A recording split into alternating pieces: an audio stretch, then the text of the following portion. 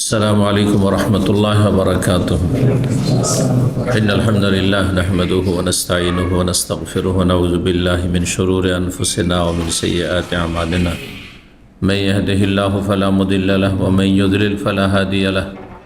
وأشهد أن لا إله إلا الله وحده لا شريك له وأشهد أن محمدا عبده ورسوله صلى الله تعالى عليه وعلى آله وصحبه وسلم تسليما كثيرا.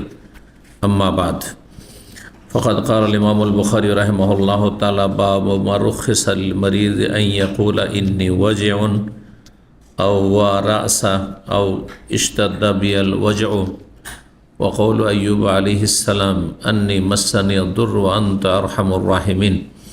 قال حدثنا قبيصة قال حدثنا سفيان عن ابن أبي نجيح وأيوب عن مجاهد عن عبد الرحمن بن أبي ليلى عن كعب بن عجرة رضي الله عنه قال: مر بي النبي صلى الله عليه وسلم وأنا أوقد تحت القدر فقال: أيؤذيك هوام رأسك؟ قلت: نعم. فدعا الحلاق فحلقه ثم أمرني بالفداء। সম্মানিত ভাতৃমণ্ডলী, আল্লাহ রাব্বুল আলামিনের প্রশংসা এবং প্রিয় নবী সাল্লাল্লাহু আলাইহি সাল্লামের উপর সালাত ও সালামের পর আজ সোমবার 14ই রবিউল আখির 1447 হিজরি মোতাবেক 6 অক্টোবর 2025 আমাদের ধারাবাহিক আলোচনা সহিহুল বুখারীর রোগী সম্পর্কীয় পর্ব নম্বর 4। ইমাম বুখারীর এই রোগী সম্পর্কীয় পর্বের অধ্যায় নম্বর 16। এতে যে বিষয়টি নিয়ে এসেছেন তা হচ্ছে যে রোগীর জন্য কি এমন কোনো ছাড় আছে যে নিজের রোগের কথা বলতে পারবে কাউকে, নাকি একবারে গোপন রাখতে হবে? বলা যায় আছে, সমস্যা নেই, কিন্তু অভিযোগমূলক না। নিজের অবস্থা প্রকাশ করা যায়, কিন্তু অভিযোগ কমপ্লেনমূলক না। যেন আল্লাহর সম্পর্কে অভিযোগ করছে যে আল্লাহ আমাকে মুসিবতে ফেলেছে, আমাকে অসুস্থ করেছে, এই ধরনের হলে আপত্তি করে। এটি তাকদীরের উপর অসন্তুষ্টি প্রকাশ করে এবং তাতে নিজেরই ক্ষতি হয়। বরং আল্লাহ রাব্বুল আলামিন যিনি রোগ দিয়েছেন তিনি রোগ ভালো করতে সক্ষম, সর্বশক্তিমান।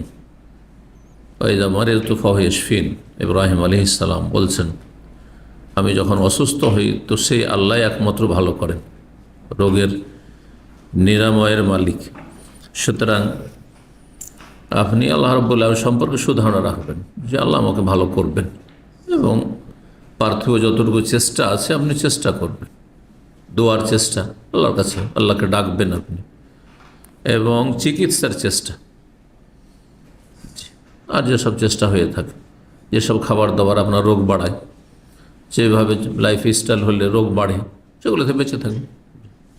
এগুলো হচ্ছে রোগ মুক্তির উপায়। কিন্তু অভিযোগমূলক যাকে তাকে বলা, যেখানে সেখানে বলা, আর খুব নিজের কষ্ট প্রকাশ করা, এগুলি ভালো নয়, পছন্দনীয় নয়। তো বলছেন বাবু মা রুখিসা লিল মারিদ, এই অধ্যায় হচ্ছে যে ছাড় দেওয়া হয়েছে রোগী ব্যক্তিকে আইয়াকুলা, এ কথা বলা বা এ কথা বলতে, আন্নি ওয়াজিউন, যে আমি যন্ত্রণাগ্রস্ত, আপনার কোনো শারীরিক যন্ত্রণা আছে, কষ্ট আছে, আমি অসুস্থ, আমি কষ্ট পাচ্ছি, বলা যায়। আওয়ারা আসা, মাথায় ব্যথা, কোনো কোনো সময় ব্যথা, প্রচণ্ড ব্যথা হয়ে থাকে, মানুষ খুব বেশি কষ্ট পায়।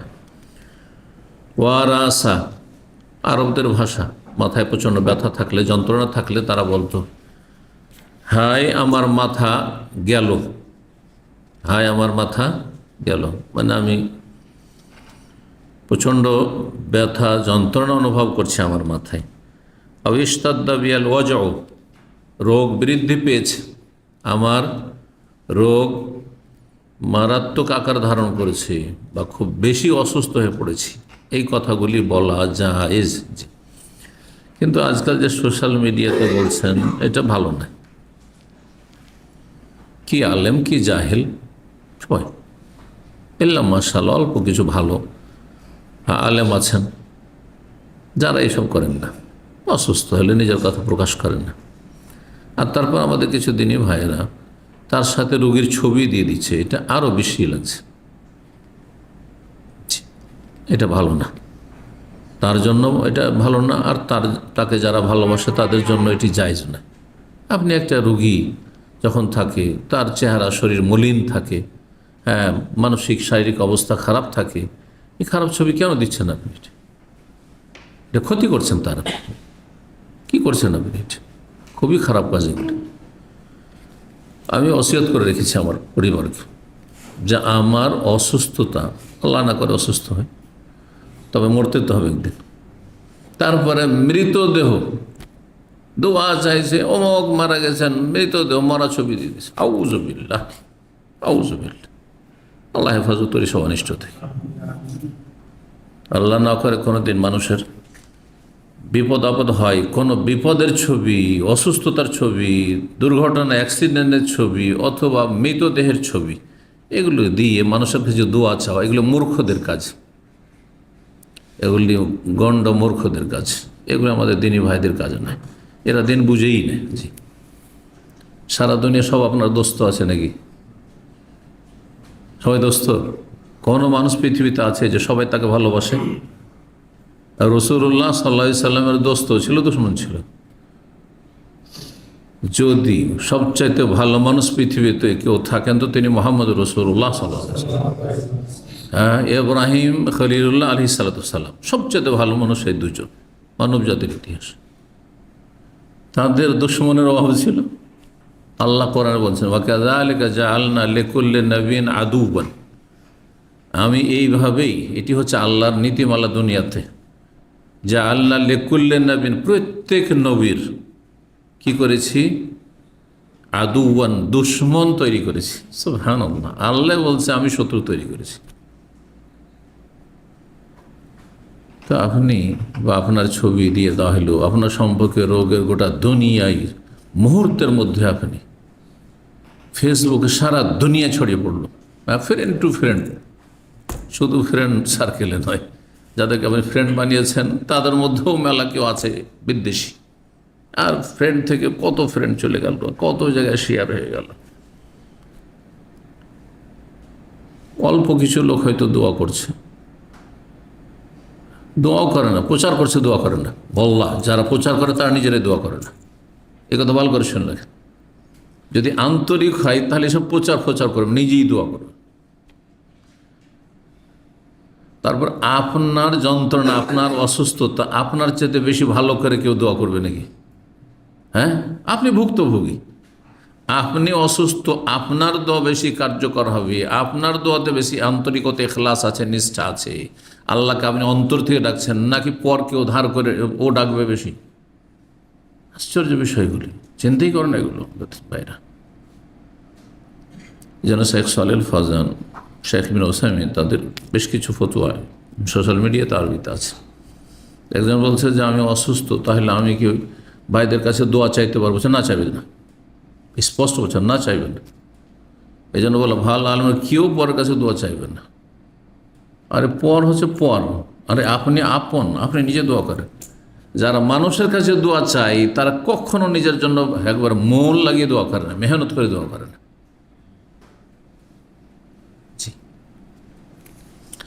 দোয়া চাইবেন পরে, আপনি নিজে দোয়া করে, আর তারপরে অল্প কিছু লোক, বিশিষ্ট ব্যক্তিজন আপনাকে ভালোবাসে, আপনি জানেন, বাপ মা ভালোবাসে, ছেলে মেয়ে ভালোবাসে, স্ত্রী ভালোবাসে, স্বামী ভালোবাসে, হ্যাঁ, আলেমের দিন পরেশগার মানুষ যদি হয়, ভালো মানুষ, তাহলে আপনার সাথে দুনিয়ার কোনো ঝগড়া বিবাদ নেই, সুতরাং ভালোবাসে।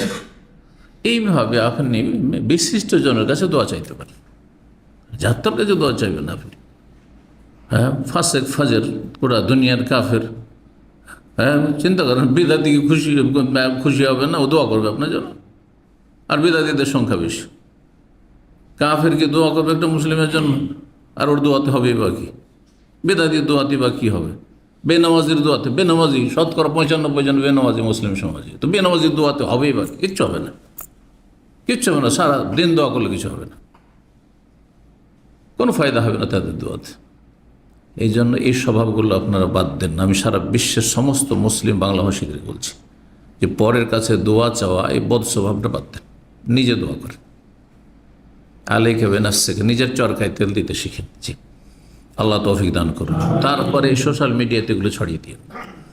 যাদেরকে ভালোবাসেন আপনি দোয়া করবেন, খুব ভালোবাসেন আপনি দোয়া করবেন, আপনি কেন ছড়িয়ে দিচ্ছেন?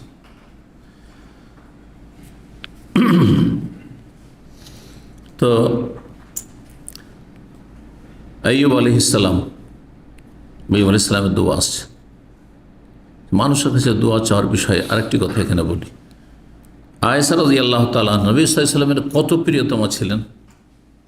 যখন জিজ্ঞাসা করেন সবচাইতে প্রিয় ব্যক্তি কে, তখন নবী সাল্লাল্লাহু কি বলেছিলেন?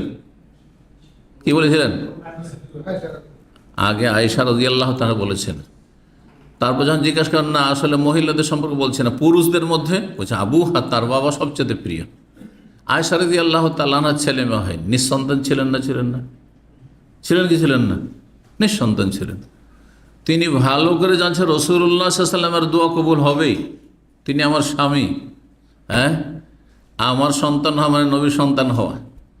একটি হাদিস দেখান তো দেখি যে রাসূলুল্লাহ সাল্লাল্লাহু আলাইহি ওয়াসাল্লামের কাছে আয়েশা অনুরোধ করছেন, আবেদন করছেন যে ইয়া রাসূলুল্লাহ, আমার একটা সন্তানের জন্য একটু দোয়া করে দেন, আল্লাহ যেন আমাকে একটা নেক সন্তান দেয়। দেখান দেখি। আরও আপনাদের দিমাগ খোলার প্রয়োজন আছে এর বেশি? আপনি আপনার দোয়া করবেন, করেননি। যদি থাকতো তাহলে অবশ্যই মা আয়েশা বর্ণনা করতেন, আমি একবার রাসূলুল্লাহর কাছে দরখাস্ত করলাম যে ইয়া রাসূলুল্লাহ, আমার জন্য একটু দোয়া করে দেন যাতে আমাকে আল্লাহ একটা নেক সন্তান দেন। নেই কোনো হাদিস, কোনো হাদিস নেই। তাহলে কি করেছেন? আল্লাহর কাছে আশা রেখেছেন। কি কথা বলবেন যে তিনি ছেলে মেয়ে চাইতেন না, সন্তান চাইতেন না? কোন পুরুষ মহিলা আছে যে বিবাহ হবে আর ছেলে মেয়ে চাইবেন না? ঠিক না? তো মনের আশা ছিল, হ্যাঁ, আল্লাহ সম্পর্কে সুধারণা ছিল, যেটা আল্লাহ করবেন তাতে মঙ্গল আছে। দোয়াও নিজে করেছেন, ঠিক আছে। কিন্তু দোয়া করে আল্লাহ রাব্বুল চাননি, ছেলে মেয়ে হয়নি, সবর করেছেন। আচ্ছা, অনেকের ছেলে মেয়ে না হইলে আবার হাহাকার অবস্থা, ভেঙে পড়ে। আমি তো এমনও ভাই জানি যে আমার সামনে হাও মাও করে কান্না করেছে। বয়স হয়ে গেছে 50-এর পার হয়ে, 60-এর কাছাকাছি বা 60, আর ছেলে মেয়ে হয়নি। 25-30 বছর হয়ে গেল বিয়ে শাদী হওয়া, ছেলে মেয়ে হয়নি। কী করে আমার বার্ধক্যে কী করে আমি চলবো, এই বলে হাও মাও করে কান্না শুরু করেছে। কেন ভাই? সবর করুন আপনি। ফাসবির কামা সাবারাল উলুল আজমি মিনার রাসূল। আপনার আগে আম্বিয়া রাসূলগণ সবর করেছেন। জি, সাহাবিয়া তারা সবর করেছেন। কাউকে আল্লাহ দিয়েছেন, কাউকে দেননি, কাউকে দিয়ে নিয়ে নিয়েছেন, সবাই সবর করেছেন বালা মুসিবত। জি, ঈমানকে সুন্দর করুন।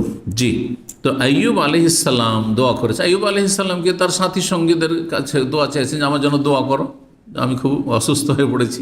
অথচ মারাত্মক রোগে আক্রান্ত হয়েছেন তিনি, কিন্তু ঘৃণিত রোগে নয়। আইয়ুব আলাইহিসসালামের জীবনী সম্পর্কে বাংলায় যে বই আছে, গাঁজাখড়ি বইগুলো, জালিয়াতে ভরা বই।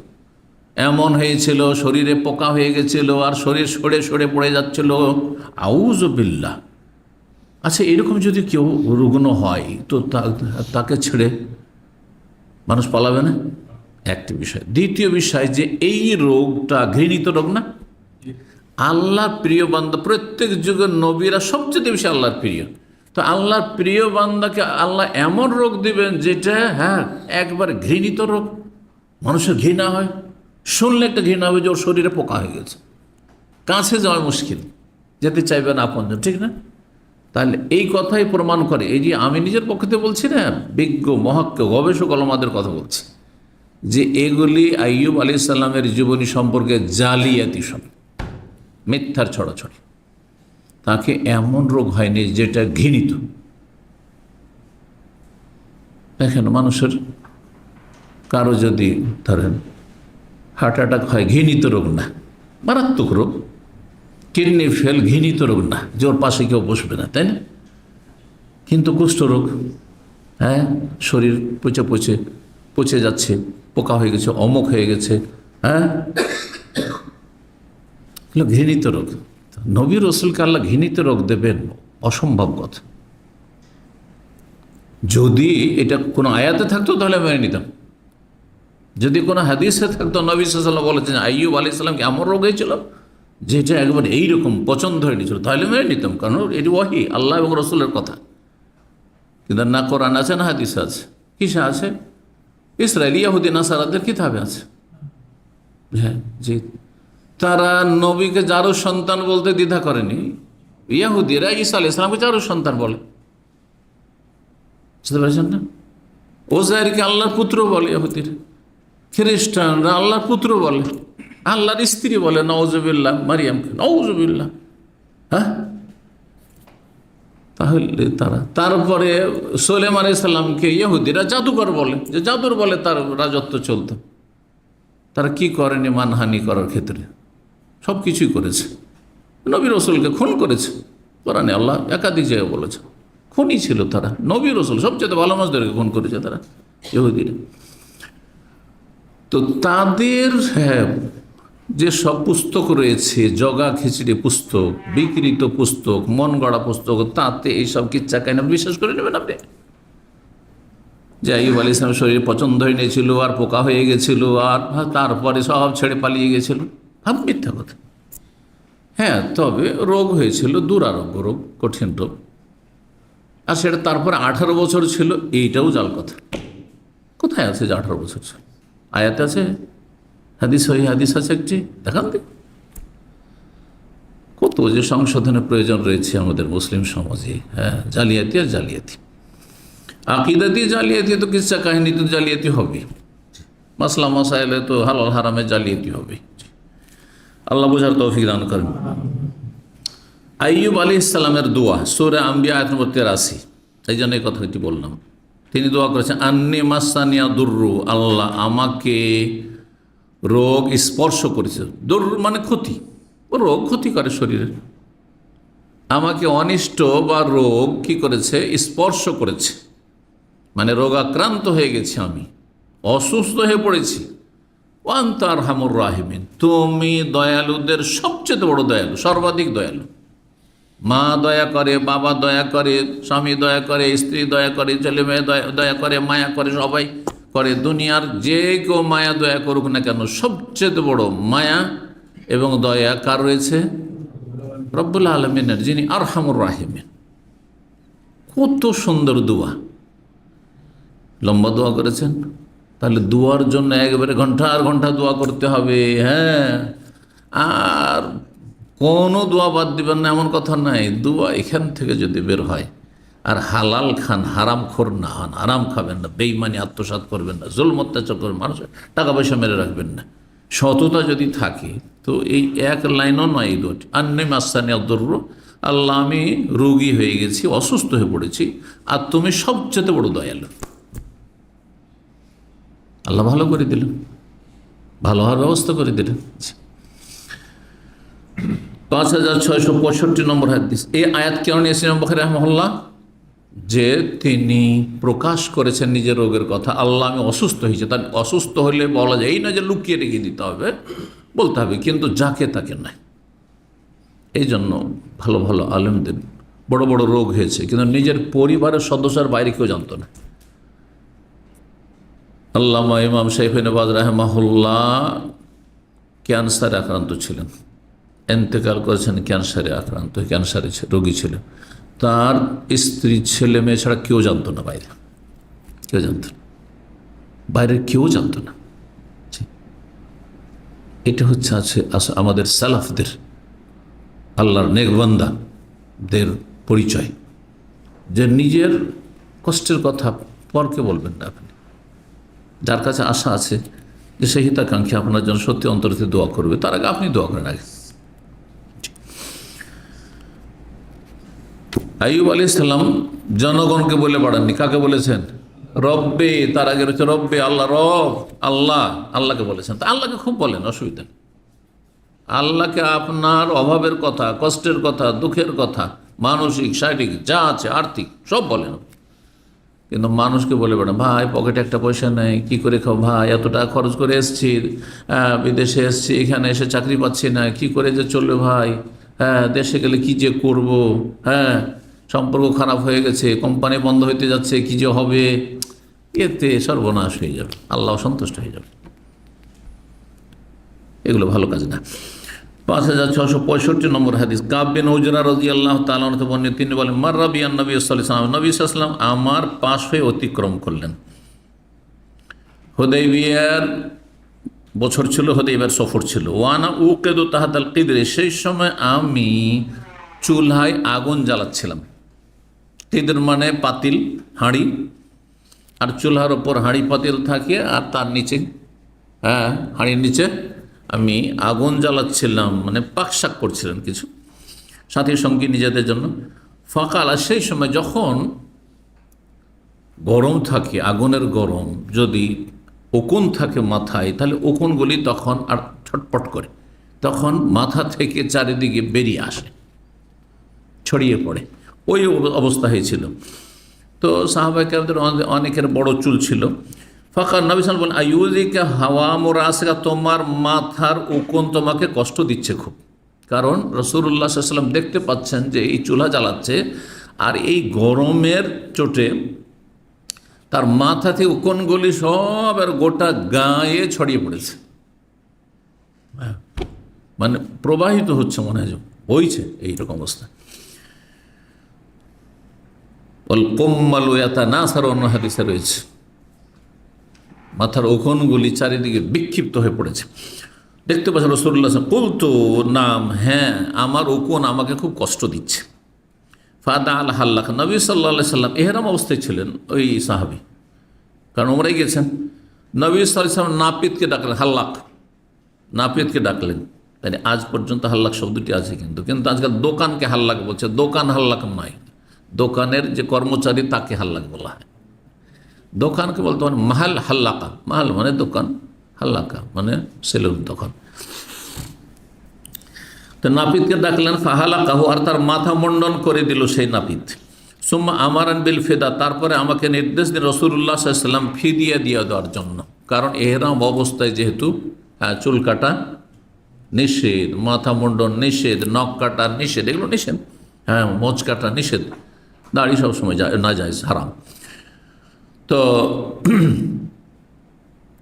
এই জন্য আল্লাহ রাব্বুল আলামিন কি করেছেন, এহরামের নিষিদ্ধ কাজ করলে কি করতে হবে, ফিদিয়া দিতে হবে। একে দম বলা হয় না, কিন্তু অনেকে বলে দেয়, মোটা কথা এটি, সূক্ষ্ম কথা হচ্ছে কি, এটি ফিদিয়া। কোরআনে কারীমের বিধান আল্লাহ বর্ণনা করেছেন সূরা বাকারায়, ফামান কানা মিনকুম মারিজান, তোমাদের কেউ যদি অসুস্থ হয়ে যায়, আও বিহি আযামির রাসি, অথবা মাথায় কোনো কষ্ট থাকে, উকুন থাকে। এই সাহাবীর যেহেতু বাস্তব ঘটনা এরকম ছিল, সেই জন্য এই শব্দ দিয়ে কোরআন আয়াত নাযিল হয়েছে। আও আযামির, মাথায় যদি কষ্ট, কারো মাথা ফেটে গেছে, কারো মাথায় ঘা হয়ে গেছে, উকুন নয় ঘা হয়ে গেছে, এখন মাথা মুন্ডন করতে হবে এরম অবস্থায়, মাথা ফেটে গেছে, রক্ত বইছে, তাহলে ওই জায়গায় চুল কাটতে হবে, ওই জায়গায় মেডিসিন লাগানোর জন্য বা আপনার সেলাই দেওয়ার জন্য ইত্যাদি। অনেক সময় হতে পারে এরকম। আল্লাহ বলছেন এইরকম যদি হয়, তাহলে এহরামে তোমাকে নিষিদ্ধ কাজ করতে হচ্ছে, এহরামে নিষিদ্ধ কাজ করে নাও। আর ফিদিয়া মানে এখান থেকে মুক্তি লাভের জন্য কিছু করে দাও, করণীয়। ফাফিদিয়াতুম মিন সিয়ামিন আও সাদাকাতিন আও নুসুক, এই তিনটির মধ্যে আল্লাহ এখতিয়ার, অপশন দিয়েছেন। তার মানে তিনটার যে কোনো একটা করতে হবে। ফাফিদিয়াতুম মিন সিয়ামিন, রোজা রাখতে পারো, রোজা রাখলে কয়টি, 3টি রোজা, জি, ফিদিয়াতুল আজা এটাকে বলা হয়। আর সিয়ামিন আও সাদাকা, সাদকা হলে 6 মিসকিনকে দিতে হবে আধসা করে, মানে তাহলে 3 সা, আর 3 3 9 কিলো মোটামুটি ধরে নেন। 6 জন মিসকিনকে খাবার দিয়ে দিবে, খাবার দিলেও চলবে। আর নসুক, অথবা একটা কোরবানি করো, কোরবানি মানে কমপক্ষে 500-600 রিয়াল, তাই না? তো 500 রিয়াল লাগছে, আর এখানে আপনার 9 কেজি, তো 9 কেজিটা সুবিধা। ওটাও যে 9 কেজি, তো যদি আপনি মনে করেন যে এটা দেবো না, আমি শুধু 3 দিন রোজা রেখে নেবো, তাও করতে পারেন আপনি। এর জন্য সেখানেও সফরও রাখতে পারেন, আপনি চলে এসেও রাখতে পারেন, শর্ত নয় যে মক্কাতে রাখতে হবে। তো নবী সাল্লাল্লাহু আলাইহি ওয়াসাল্লাম এই ফিদিয়া দিতে বলেন। 5666 নম্বর হাদিস বর্ণনা করেছেন কাসেম বিন মুহাম্মদ, প্রখ্যাত তাবী এবং বড় ইমাম ছিলেন মদিনার। তিনি বলছেন, কালাত আয়েশা, মা আয়েশা, কাসেম বিন মুহাম্মদ বিন আবি বকর, তো আবু বকর সিদ্দিক রাদিয়াল্লাহু তাআলা ছোট ছেলের নাম মুহাম্মদ ছিল, ওই মুহাম্মদের ছেলে কাসেম। আর মোহাম্মদের বোন হচ্ছেন মা আয়েশা রাদিয়াল্লাহু তাআলা আনহা, তাহলে কাসেম হচ্ছে মা আয়েশার ভাতিজা, তাই না, ভাইয়ের ছেলে।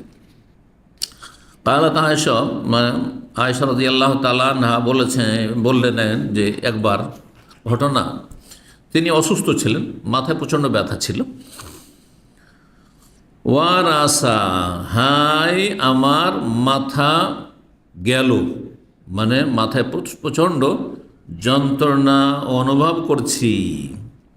ফাকালা রাসূলুল্লাহ তখন বললেন, যা কি এই মাথার ব্যথায় তুমি যদি মারাই যাও, হ্যাঁ যা কি লৌকানা ওয়ানা হাই, আর আমি যদি জীবিতই থাকি তো তোমার কোনো চিন্তা নেই, কারণ তোমার জন্য আল্লাহর কাছে আমি ক্ষমার জান্নাতের দোয়া করব। হ্যাঁ, তার মানে কি মরণ চাইছেন নাকি? নেগেটিভ কখনো চিন্তা করতে হয় না, কিন্তু মা এসে ওইটাই ভেবেছেন। হ্যাঁ, মানুষ নেগেটিভ চিন্তা করে নেয় অনেক সময়।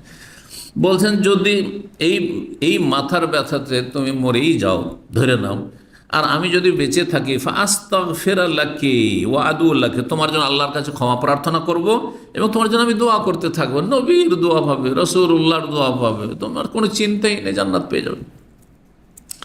ফাকালাত আয়েশা, মা আয়েশা রাদিয়াল্লাহু তাআলা আনহা তখন বলছেন, ওয়া সুকলায়া, হায় আফসোস, হায় আক্ষেপ, ওয়াল্লাহি আল্লাহর কসম করে বলছি, ইন্নী লা আযুন্নুকা তুহিব্বু মাউতি, আমার ধারণা আপনার সম্পর্কে যে আপনি আমার মরণকে পছন্দ করছেন, মরে যায় এটাই চাইছেন আপনি, না? জি, অনেক সময় স্বামী স্ত্রীতে আবেগে এই ধরনের কথাবার্তা বলা বলি হয় না, হয় না?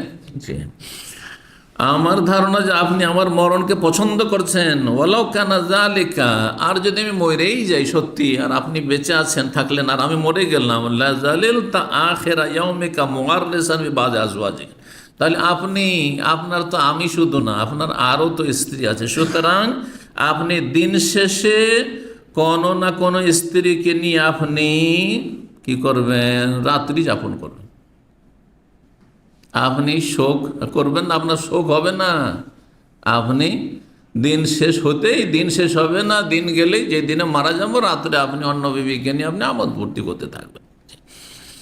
ফাকাল নবী সাল্লাল্লাহু আলাইহি ওয়াসাল্লাম, তখন নবী সাল্লাল্লাহু আলাইহি বললেন যে শুধু তোমার মাথায় ব্যথা হয় না, হ্যাঁ, বেশি আবেগ, নারীদের আবেগ বেশি, কিন্তু হ্যাঁ অনেক পুরুষরা বেশ আবেগী থাকে, আর আমাদের বাঙালি জাতি আরও বেশি আবেগী। হ্যাঁ, বিবেক এদের কম কাজ করে, আবেগ কাজ করে, ঠিক না? এই জন্য দেখেন আবেগে মনে হচ্ছে ইসলাম কায়েম করে ফেললো দেশ, নিরাপত্তার খবর নেই, আর ইসলাম কায়েমের স্বপ্ন দেখছে আকাশ ছোঁয়া। আর ইসলাম কায়েম করতে গিয়ে যে এই বছরের ইতিহাসে যত শিরকি আস্তানাতে এরা গিয়েছে, মনে হয় বাংলার জমিনের ইতিহাসে এত শিরকের আস্তানাতে কেউ যায়নি, আর তাও লেবাসধারী দাড়িওয়ালা, আর তাদের ঈমান নষ্ট করেছে এইভাবে, ঠিক না? আপনি দেখেন বিগত 40-50 বছর যারা ইতিহাস দেখেছেন, যে এমন শিরকের আস্তানা দিকে ধর্ণা দেওয়া আর শুভেচ্ছা জানানো, শুভ ইচ্ছা, খুব ভালো কাজ করছেন আপনারা, করতে থাকেন, হ্যাঁ, জাহান্নামে যেতেই থাকেন শিরিক করে মরে। কথা বোঝা গেছে না? এটা যদি আপনি পছন্দ করেন তা আপনার ঈমান থাকবে? বলেন তো দেখি, একজন মদ খাচ্ছে আর যদি বলেন, হ্যাঁ যে শুভেচ্ছা, তুমি খুব ভালো কাজ করছো, হ্যাঁ গাঁজা হেরোইন খাচ্ছে, খুব ভালো কাজ করছো, তাহলে বলেন আপনি কত বড় বদ প্রকৃতির লোক, যে একটা লোক গাঁজা খাচ্ছে, মদ খাচ্ছে, আর তাকে শুভেচ্ছা জানাচ্ছেন আপনি, হ্যাঁ তাকে আপনি অভিনন্দন জানাচ্ছেন আপনি, হ্যাঁ তাকে আপনি উৎসাহিত করছেন আপনি। আউযু বিল্লাহ, ওর চাইতে কত বড় অপরাধ হচ্ছে শিরকের গুনাহ, আল্লাহ কখনো মাফ করবেন না। এদের ঈমান নিয়ে চিন্তা নেই, এদের শুধু ক্ষমতা নিয়ে চিন্তা। আল্লাহ এইরকম ক্ষমতা কখনো টিকবে না, লিখে নেন ভালো করে, এই কথার ব্যতিক্রম হবে না, কারণ আমি নিজের কথা বলছি না, এটা কোরআন সুন্নাহর কথা। ইয়াবুদুনানি লা ইউশরিকুনা বি শাইআ, ইসলামী খেলাফত টিকাতে হলে, কায়েম করতে হলে একমাত্র আমার ইবাদত করতে হবে, শিরক করলে চলবে না, শাইআন সামান্য শিরক থাকলে হবে না। হ্যাঁ, শিরকের আগুন দাও দাও করে ভিতরে জ্বলছে, আর আপনি তার উপরে আপনি ইসলাম কায়েম করবেন, তা হয় তাওহীদ কায়েম করবে, কখনো কায়েম হবে না, কখনো কায়েম হবে না। এই আশা নিরাশায় পরিণত হবে, আর শেষ পরিণাম জায়েদের হয়ে আছে বিভিন্ন দেশে বিভিন্ন জায়গায়, তাই হবে আর হচ্ছে, চোখের সামনে দেখছেন। 50 বছরের ইতিহাস যদি ভালো করে দেখেন পৃথিবীর, তাহলে সব সুস্পষ্ট হয়ে যাবে। আল্লাহ এদের অনিষ্ট থেকে রক্ষা করুন। তো নবী সাল্লাল্লাহু আলাইহি সাল্লাম বললেন, বাল আনা ওয়া রাসা, শোনো, বরং আমার মাথায় প্রচণ্ড যন্ত্রণা রয়েছে। হায়, আমার মাথায় বড় কষ্ট রয়েছে, যন্ত্রণা রয়েছে। লাকাদ হামামতু, আমার ইচ্ছা হচ্ছে, জানি না কখন দুনিয়া থেকে চলে যাব। তাই নবী সাল্লাল্লাহু আলাইহি সাল্লামও জানেন না, তবে ইন্তেকাল আগে জানিয়ে দেওয়া হয়েছে। আগে থেকে জানতেন না যে আমি 63 বছর বাঁচবো আর এই সময় আমার অমুক দিন ইন্তেকাল হবে, কিন্তু নবী রসুলগণ, প্রত্যেক নবী রসুলকে ইন্তেকালের আগে, সেটা যতক্ষণ আগে হোক না কেন বা যে কয়দিন আগে হোক না কেন, জানিয়ে দেওয়া হয় যে এখন তোমার সময় চলে আসছে আর তুমি প্রস্তুত থাকো আসার জন্য। লাকাদ হামামতু, আমার ইচ্ছা হচ্ছে, আওয়ারাদ্দু, হামামতু বলেছেন, আওয়ারাদ্দু বলেছেন, বর্ণকারী সন্দেহ, আন উরসিলা ইলা আবি বকরিন ওয়া ইবনিহি, যে আমি আবু বকর আর তার ছেলে, বড় ছেলে আব্দুর রহমানকে ডেকে পাঠাই।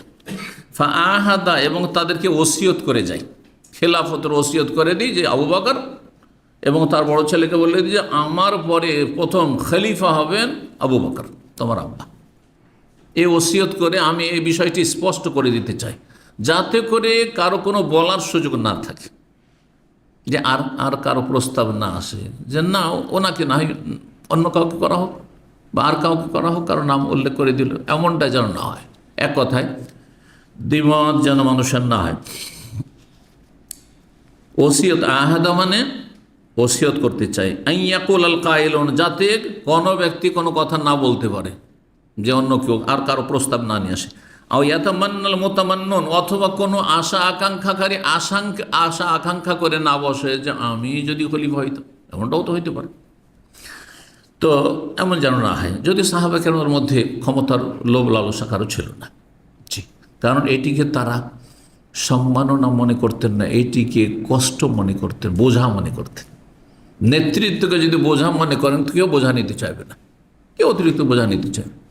যারা মুখলেস মানুষ, হ্যাঁ, আখেরাতমুখী, দুনিয়া বিমুখ, তারা কেউ ক্ষমতা চাইবে না, কারণ ক্ষমতা মানে বিপদ। এই বিশাল বোঝা, গোটা দেশে যে জুলম অত্যাচার হচ্ছে আর নিরাপত্তাহীনতায়, এইগুলির জবাব দিতে হবে এই শাসকদেরকে। কেন হচ্ছে, কেন সামলাতে পারছো না? তোমার ক্ষমতা নাই, ক্ষমতা নেই তো নিলে কেন নেতৃত্ব? সুম্মা কুলতু, তারপর আমি বললাম, ইয়া আল্লাহ, সুম্মা কুলতু, নবী সাল্লাল্লাহু আলাইহি ওয়াসাল্লাম বলছেন যে আমি চাইছিলাম যে ডেকে বইলেই দিই বিষয়টি, তারপর চিন্তা করলাম যে না, কারণ আমার সাথী সঙ্গী সাহাবায়ে কেরামদেরকে এমনভাবে তরবিয়ত করে দিয়েছি যে আবু বকর ছাড়া ওরা আর কাউকে নির্বাচন করবে না বা মনোনীত করবে না। সুম্মা কুলতু, তারপর আমি মনে মনে বললাম, ইয়া আল্লাহু ইয়াদফাউল মুমিনুন, আল্লাহ বিষয়টিকে অস্বীকার করেন যে অন্য কেউ খলিফা, মানে আল্লাহর ফয়সালা আমার পরে, তার নবী সাল্লাল্লাহু আলাইহি ওয়াসাল্লামকে জানিয়ে দেওয়া হয়েছে যে আল্লাহর ফয়সালা হয়ে আছে তকদিরে যে আমার পরে খলিফা কি হবেন? আবু বকর। ওয়াদফাউল মুমিনুন, আর মুমিনরাও বিষয়টি প্রতিহত করবে যে আবু বকর ছাড়া অন্য কাউকে খলিফা হতে দেবে না। আও, অথবা বর্ণনাকার সন্দেহ, আও ইয়াদফাউল্লাহ, আল্লাহ প্রতিহত করবেন অন্যের খলিফা হওয়াকে। ওয়াবাল মুমিন, মুসলিমরা অস্বীকার করবেন, মানে সাহাবায়ে কেরাম তারাও মুহাজির আনসার মেনে নেবেন না যে আবু বকর থাকতে আর কেউ খলিফা হোক। কারণ নবী সাল্লাল্লাহু আলাইহি সাল্লাম নাম স্পষ্ট না করলেও কথায় কাজে বিভিন্ন সময় প্রমাণ করে দিয়েছেন যে আমার পরে খলিফা কে? আবু বকর সিদ্দিক রাদিয়াল্লাহু তাআলা। নবী সাল্লাল্লাহু আলাইহি সাল্লাম অসুস্থ যখনই হয়েছেন, তখন মসজিদে ইমামতি করার জন্য কার নাম উল্লেখ করেছেন? মুরু আবু বকর ফলিয়েছেন, আবু বকরকে বলল নামাজ পড়া। যখন কোনো জায়গায় গিয়েছেন, এসে বলছেন আমি অমুক জায়গায় গেছিলাম কয়েকজন সাথী সঙ্গী নিয়ে, তখন কি বলছেন? দাখাল তো আন্না ও আবু বকর ও ওমর, আমি, তারপর আবু বকর ওমর গিয়েছিলাম। আগে আবু বকরের নাম বলেছে, কখন ওমরের নাম, ওসমানের নাম, আলীর নাম বলেন। দেখেছেন, অমুক জায়গায় ছিলাম, তারপর সেখান থেকে বেরিয়ে আসলাম, আমি, আবু বকর, ওমর। খারাজ তো আন্না ও আবু বকরিন ওমর, এভাবে বলেছে। বহু হাদিস রয়েছে। এক বুড়ি এসে জিজ্ঞাসা, ইয়া রাসূলুল্লাহ, আপনাকে তো এবার মশলা জিজ্ঞাসা করে গেলাম, কিন্তু আগামী দিনে এসে যদি আপনাকে না পাই, দুনিয়া থেকে চলে গেছেন, অথবা আপনাকে পেলাম না, এসে বাড়িতে নেই, মদিনায় আপনি না, তো কার কাছে যাবো? এইতে আবু বকর কাছে যে। সুবহানাল্লাহ, বহু হাদিস রয়েছে। আবু বকর রাদিয়াল্লাহু তাআলা প্রথম খলিফা, ইশারা ইঙ্গিত মূলক বহু হাদিস রয়েছে। তো এই ছিল হাদিস। 5667 নম্বর হাদিস বর্ণনা করছেন ইবনে মাসউদ রাদিয়াল্লাহু তাআলা আনহু, বলছেন দাখালতু আলা নবী সাল্লাল্লাহু আলাইহি ওয়াসাল্লামের কাছে আমি প্রবেশ করলাম, ওয়া হুয়া ইউআকু, সেই সময় নবী সাল্লাল্লাহু আলাইহি ওয়াসাল্লাম জ্বরে আক্রান্ত ছিলেন। হাদিসটি কয়েকবার এসছে আগে।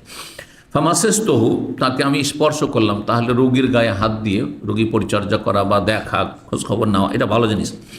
তবে রোগীর কাছে বেশিক্ষণ বসে থাকতে হবে না, যেটা বিরক্তিকর হইতে পারে।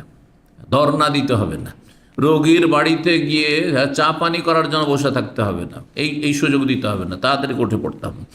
ফাকুল, তো আমি বললাম ইন্নাকা লা তুআকু ওয়াকান, তখন আমি বললাম যে আপনার তো প্রচণ্ড জ্বর ইয়া রাসূলুল্লাহ। কাল আজাল, হ্যাঁ, কামা ইউআকু রাজুলান মিনকুম, তোমাদের দুইজন মানুষের সমান আমাকে জ্বর হয়, দ্বিগুণ জ্বর হয়।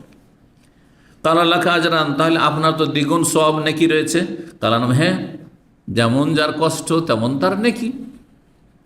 মামিন মুসলিমিন, নবী সাল্লাল্লাহু আলাইহি ওয়াসাল্লাম বললেন যে কোনো মুসলিম ইউসিবু আযান মারাদুন, যদি কোনো কষ্ট তাকে স্পর্শ করে, এই কষ্ট আপতিত হয় তার উপর, অসুখ বা কিছু, ফামাসিয়াহু, রোগ অথবা অন্য কোনো কিছু, ইল্লা হাত্তাল্লাহু সাইয়্যাত, তার গুনাহগুলিকে আল্লাহ ঝরিয়ে দেবেন। কামা তাহুত্তুশ শাজারাতু ওয়ারাকাহা, যেমন গাছের পাতাগুলি গাছ ঝরিয়ে ফেলে বা বিশেষ বিশেষ মৌসুমে এসে ঝরে পড়ে। আমির বিন সাদ বিন আবি ওয়াক্কাস রাদিয়াল্লাহু তাআলা আনহু, তার পিতা থেকে বর্ণনা করেছেন সাদ বিন আবি ওয়াক্কাস থেকে, জাআনা রাসূলুল্লাহ সাল্লাল্লাহু আলাইহি ওয়াসাল্লাম ইয়াউদুনি, রাসূলুল্লাহ আমাদের কাছে আসলেন আমার খোঁজ খবর নেওয়ার জন্য, মিন ওয়াজাইন, আমার অসুস্থতায়। সাদ বিন আবি ওয়াক্কাস খুব অসুস্থ হয়ে গেছিলেন মক্কায় গিয়ে, তো তাকে দেখতে আসলেন। ইশতাদ্দা বিয়া জামানার হাজ্জাতুল ওয়াদাই, এই যে এখানে স্পষ্ট করেই দিয়েছে হাদিসে, অন্য হাদিসের কথাটি আসেনি। বিদায় হজের সময়কালে আমার রোগ মারাত্মক আকার ধারণ করেছিল, মানে একবারে মরমর অবস্থা। অন্য রিওয়ায়াতে রয়েছে আশফাইতু আলাল মউত, আমি মানে শেষ অবস্থায় মরণের ধারে পৌঁছে গেছিলাম, কাছে পৌঁছে গেছিলাম। ফাকুলতু, তখন আমি বললাম, বালাগা বিয়া মিনাল ওয়াজে মা তারা, আমার রোগের অবস্থা তো আপনি দেখতে পাচ্ছেন যে মারাত্মক আকার ধারণ করেছে। ওয়ানা জুমালিন, আমি হচ্ছি বিত্তবান মানুষ, অনেক ধন সম্পদ আছে। ওয়ালা ইয়ারিসুনি ইল্লা ইবনাতুল্লি, আমার একমাত্র কন্যা ছাড়া কেউ আমার উত্তরাধিকারী নাই। আফা আতাসাদ্দাকু বিসুলুসাই মালি, তাহলে আমার ধন সম্পদের 2/3 অংশকে দান সাদকা করে দেব, অন্যরা ওসিয়ত করে দেব। ওসিয়ত এখানে সাদকা ওসিয়তের অর্থে রয়েছে। কাল আল্লাহ, সুস্থ অবস্থায় মানুষ যখন সুস্থ থাকে তখন যদি মনে করে যে আমি পুরো দান করবো, জায়েজ আছে, যদিও কিছু রাখা ভালো, ছেলে মেয়েদের জন্য, পরিবারের জন্য, আত্মীয় স্বজনের, যেটা বেশি ভালো। কিন্তু ওসিয়তের ক্ষেত্রে 1/3, ওসিয়তের সম্পর্ক হচ্ছে ইন্তেকালের সাথে, যে আমার ইন্তেকালের পরে এতটা জমি জায়গা বা এত টাকা পয়সা কোনো ব্যক্তিকে দিয়ে দিও, অথবা কোনো প্রতিষ্ঠানের, মসজিদে, মাদ্রাসায়, এতিমখানায়, অমুক জায়গায়, ইসলামিক সেন্টারে দিয়ে দিও। এটা 1/3 অংশের বেশি করা যায় না, 1/3 অংশ অনেক বেশি। জি, কারণ মানুষ যখন অসুস্থ হয় তখন হতে পারে কারোর উপরে অসন্তুষ্ট আছে, এই আশঙ্কা আছে। অসন্তুষ্ট থাকার কারণে সব ধন সম্পদ দান করে চলে যায়, কিন্তু সুস্থ সময় অসুবিধা নেই। আপনি যৌবনকাল আছে, সুস্থতা আছে, এমন কোনো মারাত্মক রোগ নাই যে মরে যাবেন ভাবছেন, আর স্পষ্ট কারোর সাথে কোনো শত্রুতাও নাই যে ছেলেকে দেখতে পারি না বা মেয়েকে দেখতে পারি না, যেন তাকে বঞ্চিত করার উদ্দেশ্য, এরকম কোনো অসৎ উদ্দেশ্য নেই। আপনি সব দান করছেন, জায়েজ আছে। আবু বকর সিদ্দিক রাদিয়াল্লাহু সব দান করেছেন না, ওমর রাদিয়াল্লাহু অর্ধেক দান করেছেন না, তাহলে বোঝা গেল যে জায়েজ আছে, জায়েজ আছে। কিন্তু ওসিয়তের ক্ষেত্রে 1/3 অংশ, আমার মরার পরে এতটা দিয়ে 1/3, 1/3 দিতে পারেন, তার বেশি না। তো আমি কি 2/3 অংশ দান সাদকা করতে পারবো, ওসিয়ত করতে পারবো? কাল আল্লাহ না। কুলতুফা বিশ্বাত, তাহলে অর্ধেক। কাল আল্লাহ না। কুলতু আসলস, 1/3 অংশ। কাল আসলস কাসির, 1/3 অংশ অনেক বেশি।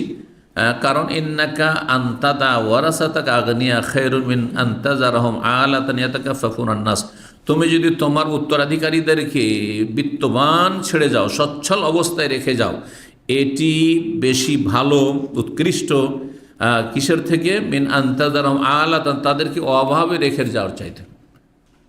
আপনি মারা গেলেন আর আপনার ছেলে মেয়ে পরিবার অভাবে খেতে পাচ্ছে না, আর মানুষের দ্বারস্থ হতে হচ্ছে, এর চাইতে অনেক ভালো যে তাদের জন্য কিছু সম্পদ আপনি রেখে যেতে পারেন, এটা বেশি উত্তম।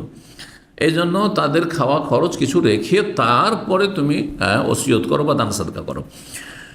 তো ইয়াতাকাফাফুন, এমন না হয় যে তারা মানুষের কাছে কি হচ্ছে, মানুষের দ্বারস্থ হচ্ছে। কাফুন মানে হাত, মানে হাত বাড়াচ্ছে, হাত সম্প্রসারিত করছে যে আমাদেরকে ভিক্ষা দেন, সাহায্য করেন, এইরকম যেন আপনার ছেলে মেয়েকে না বলতে হয়। ওয়ালান্তুন ফেখা নাফাকাতান, আর মনে রেখো যে ছেলে মেয়েদের জন্য জমি জায়গা রেখে গেলে বা ধন সম্পদ রেখে গেলে যে নেকি হবে না, এমন কথা নেই। হবে যদি আপনি ফরজ জাকাত আদায় করেন, আর বাবা মায়ের হক আছে, তারপরে যেসব ফরজ হক রয়েছে সেগুলি খরচ খরচা করে আপনি যদি সম্পদ রেখে যেতে পারেন, জায়েজ আছে, জায়েজ আছে। ওয়ালান্তুন ফেখা নাফাকাতান, যে কোনো তুমি ব্যয় করবে তাবতাগি বিহা জাহাল্লাহ, আর তার মাধ্যমে যদি আল্লাহ সন্তুষ্টি কামনা করো, আল্লাহ সন্তুষ্টি কামনা করো, ইল্লা উজিরতা আলাইহা, তাহলে তাতে তোমাকে প্রতিদান দেওয়া হবে। স্ত্রীর ভরণ পোষণ চালাচ্ছেন, মাসের মাসে আপনি এখান থেকে আপনি খরচ খরচা পাঠাচ্ছেন, হ্যাঁ, ছেলে মেয়েদের আপনি লেখাপড়া করাচ্ছেন, ছেলে মেয়েদের পরিচর্যা করছেন, মেহনত করছেন, পরিশ্রম করছেন তাদের জন্য, হ্যাঁ, কষ্ট করছেন, আপনি বিদেশে আছেন, এই যে প্রবাস জীবন, এতে নেকি পাবেন আপনি। কিন্তু নেকির নিয়ত থাকতে হবে, মানবতার জন্য করছি, ছেলে মেয়েদের মায়া মমতাই করছি, তাহলে কিচ্ছু পাবেন না। কার জন্য করছি? আল্লাহ সন্তুষ্টির জন্য। আল্লাহ আমার ফরজ করেছে আমার স্ত্রী খেয়ে দিতে হবে, এটা ফরজ না হলে আল্লাহর কাছে ফেঁসে যাবো, জাহান্নামে যেতে হবে। স্ত্রীর ভরণ পোষণ না দিলে, ছেলে মেয়ের ভরণ পোষণ যদি না দিত, জাহান্নামে যেত আমাকে। জি, বাবা মা বৃদ্ধ হয়েছে, কত কষ্ট করে মানুষ করেছে, তাদের অভাব রয়েছে, সুতরাং তাদের খরচ খরচা যদি আমি না দিত, আমি জাহান্নামে যাব। এই জন্য আল্লাহ সন্তুষ্টির জন্য দিচ্ছে, পরকালে মুক্তির জন্য দিচ্ছে, তাই নাকি পাবেন। হাত্তা মা তাজআলু ফি ইমরাতি, এমনকি তোমার স্ত্রীর মুখে যা কিছু তুলে দিচ্ছ, মানে তার যে খরচ খরচা দিচ্ছ, ভরণ পোষণ, তাতেও নেকি রয়েছে। 17 নম্বর অধ্যায় বলছেন বাবু কৌলিল মারিজ, এই অধ্যায় হচ্ছে রোগী ব্যক্তির, হ্যাঁ, এই কথা বলা। রোগী যদি এমন কোনো কথা বলে তো সেটি জায়েজ কেন, হ্যাঁ, বিরক্তি বোধ করলে বলতে পারে। কি বলা? কুমু আন্নি, আমার থেকে তোমরা চলে যাও। রোগী যখন খুব শারীরিক মানসিক যন্ত্রণায় থাকে তখন খিটখিটে মেজাজ হয়ে যায়। আপনারা বুঝেন কিনা, অসুস্থ হলে মানুষের মেজাজটা কেমন হয়ে যায়? খিটখিটে হয়ে যায়, একটুতে রেগে যায়, অশান্তি অনুভব করে। তো এই জন্য বিরক্ত করতে নেই। তো রোগী যদি বিরক্ত হয়ে বলে, হ্যাঁ, যে তোমরা এখান থেকে চলে যাও, হ্যাঁ, তোমরা এখান থেকে উঠে যাও, তো জায়েজ, বলতে পারে, কষ্ট দিয়ে না তাকে। 5669 নম্বর হাদিস, হাদিস বর্ণনা করছেন সাহাবী ইবনে আব্বাস রাদিয়াল্লাহু তাআলা আনহুমা, বলছেন লাম্মা হুযিরা রাসূলুল্লাহ সাল্লাল্লাহু আলাইহি ফিল বাইতি রিজালুন, যখন রাসূলুল্লাহ সাল্লাল্লাহু আলাইহি ওয়াসাল্লাম মৃত্যুর মুহূর্ত ঘনিয়ে আসলো, হাজারাহুল মউত, ইন্তেকালের সময় ঘনিয়ে আসলো, বাড়িতে বেশ কিছু পুরুষ লোকেরা ছিল, পরিবারের আত্মীয় স্বজন, চাচা যেমন আব্বাস, হ্যাঁ, তারপরে ইবনে আব্বাস যত ভাই, এক কথায় নিকট আত্মীয় যারা, তাদের বাড়িতে কিছু পুরুষ লোকও ছিল। ফিহিম, তাদের মধ্যে ছিলেন অন্যতম ওমর ইবনে খাত্তাব রাদিয়াল্লাহু তাআলা, শ্বশুর, যেহেতু হাফসা রাদিয়াল্লাহু তাআলা আনহার বাবা ওমর রাদিয়াল্লাহু তাআলা, তিনিও ছিলেন। নবী সাল্লাল্লাহু আলাইহি ওয়াসাল্লাম বললেন একটি কথা, কি? হালুম্মা, তোমরা নিয়ে আসো, আক্তুবুল লাকুম কিতাবান, বা আসো তোমরা সবাই, তোমাদের জন্য একটি আমি লিখনি দিয়ে যাই, একটা কিছু লিখে দিয়ে যাই, ওসিয়তনামা, কি?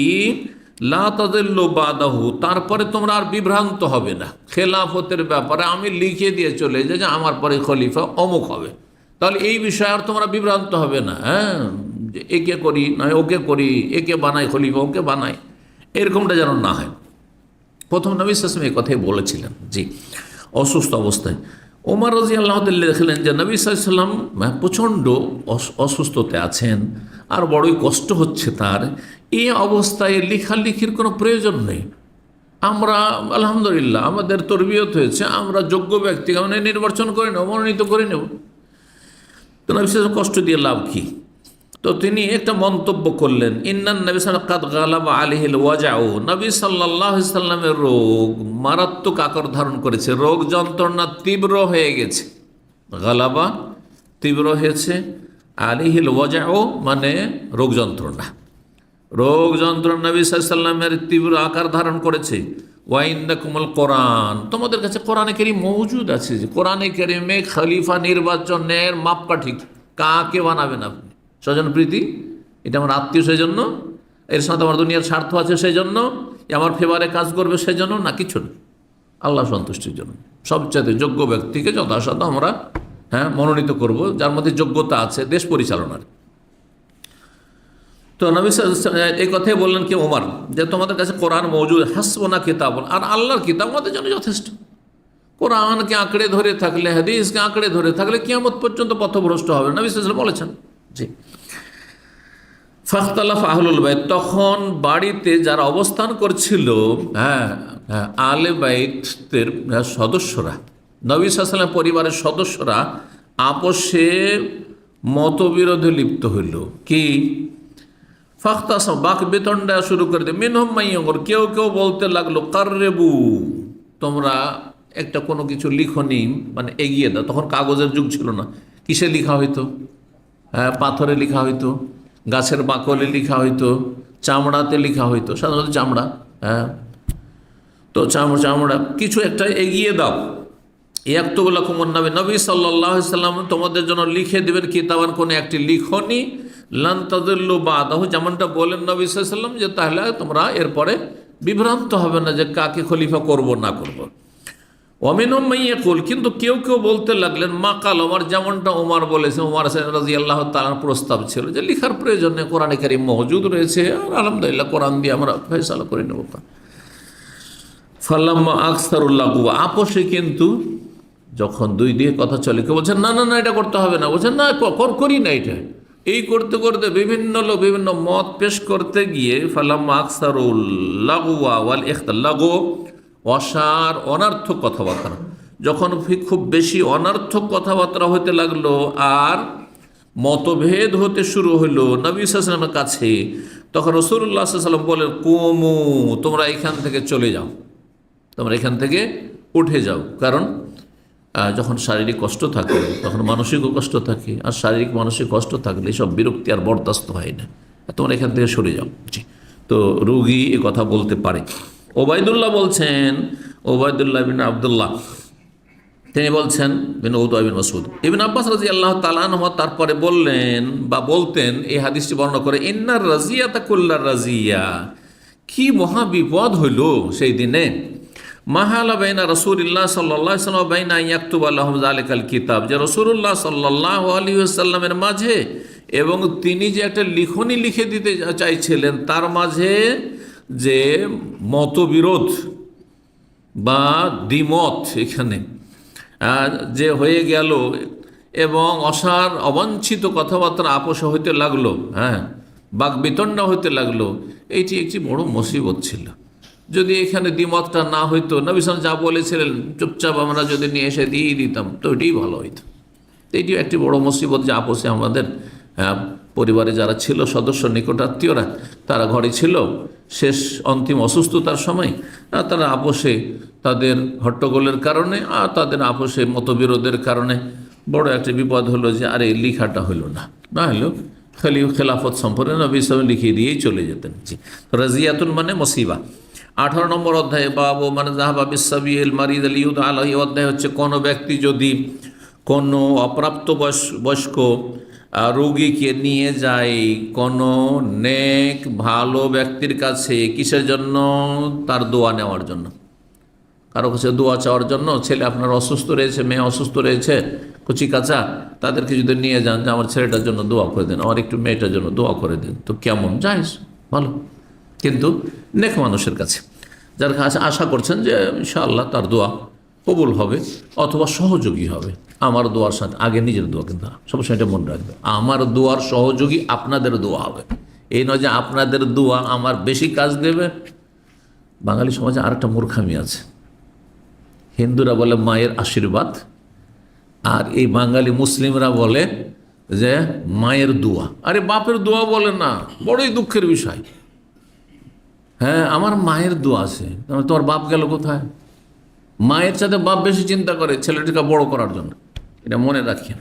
যারা বাবা হয়েছেন তারা ভালো করে বুঝতে পারছেন মায়ের চিন্তা দৌড় কতটুকু, যে আমার ছেলেটাকে ভালো ভালো খাওয়াবো আর একটু ঘরের মধ্যে ভালো রাখবো, যত্নে রাখবো। কিন্তু মা এতদূর কোথায় চিন্তা করবে যেই চিন্তাটা আমি করতে পারবো আমার ছেলে মেয়েদের জন্য, যে আমি এদেরকে কতটা উপরে নিয়ে যেতে পারি, সেই চিন্তার ক্ষমতা কি আমার পরিবার আছে? কখন এটা হইতে পারে না। তুলনামূলক মায়ের চাইতে বাবা বেশি শিক্ষিত, বেশি জ্ঞানী, অধিকাংশের ক্ষেত্রে ব্যতিক্রম কিছু, সেটা ভিন্ন বিষয়। তো সুতরাং এই যে একটা বাঙালি সমাজ, এটা হিন্দু প্রভাবিত কথা। হিন্দুদের মায়ের আশীর্বাদ, ওই আশীর্বাদটাকে শুধু দোয়া, কিন্তু মায়ের দোয়া, বাবারও দোয়া, বলো মা বাবার দোয়া, কিন্তু আগে মা বাবার দোয়া না, আগে আপনার দোয়া হইতো। এইখানেও মনে রাখেন, শুধু মায়ের দোয়াই পার হয়ে গেলেন, বাপের দোয়াই পার হয়ে গেলেন, আমার বাবার দোয়া আছে, আমার মায়ের দোয়া আছে, আরে তোমার দোয়া কোথায়? ধোকা খেয়েও না, দুটো পয়সা আল্লাহ দিয়েছেন তো। হ্যাঁ, এটি মূর্খামি। জি, তোমার ইমান আমল তোমার সাথ দিচ্ছে কিনা এটা দেখার বিষয়। না হলে তোমার টাকা পয়সা, ধন সম্পদ আর তোমার প্রভাব আর নেতৃত্ব, এগুলি আল্লাহর পরীক্ষা। এগুলিও বালা মুসিবত তোমার জন্য হইতে পারে, বিপদ টেনে নিয়ে আসতে পারে। এই নেতৃত্বের কারণে জাহান্নামে চলে গেলে তুমি, তোমার এই পয়সার কারণে জাহান্নামে চলে গেলে তুমি, হতে পারে সেটি। সবসময় আপনি দুনিয়ার ভোগের সামগ্রীকে নিয়ামত মনে করবেন না, কখনো কখনো আযাব। পয়সা অনেকের জন্য আল্লাহর আযাব, বরং অধিকাংশ লোকের জন্য আল্লাহর আযাব।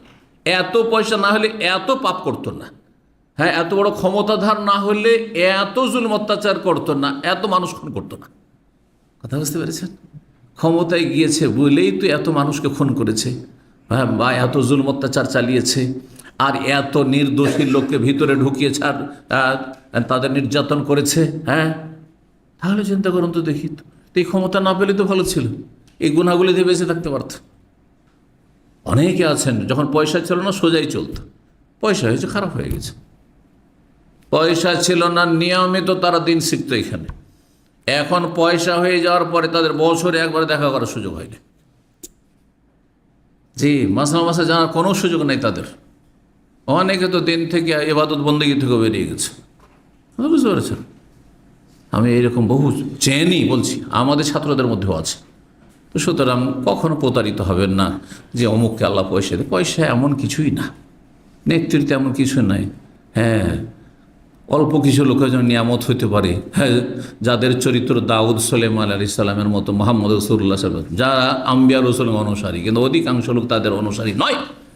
সুতরাং তাদের জন্য এগুলি আল্লাহর আযাব, আল্লাহর আযাব। নেতৃত্ব আল্লাহর আযাব, পয়সা আল্লাহর আযাব, এগুলি আল্লাহর পরীক্ষা, বালা মুসিবত।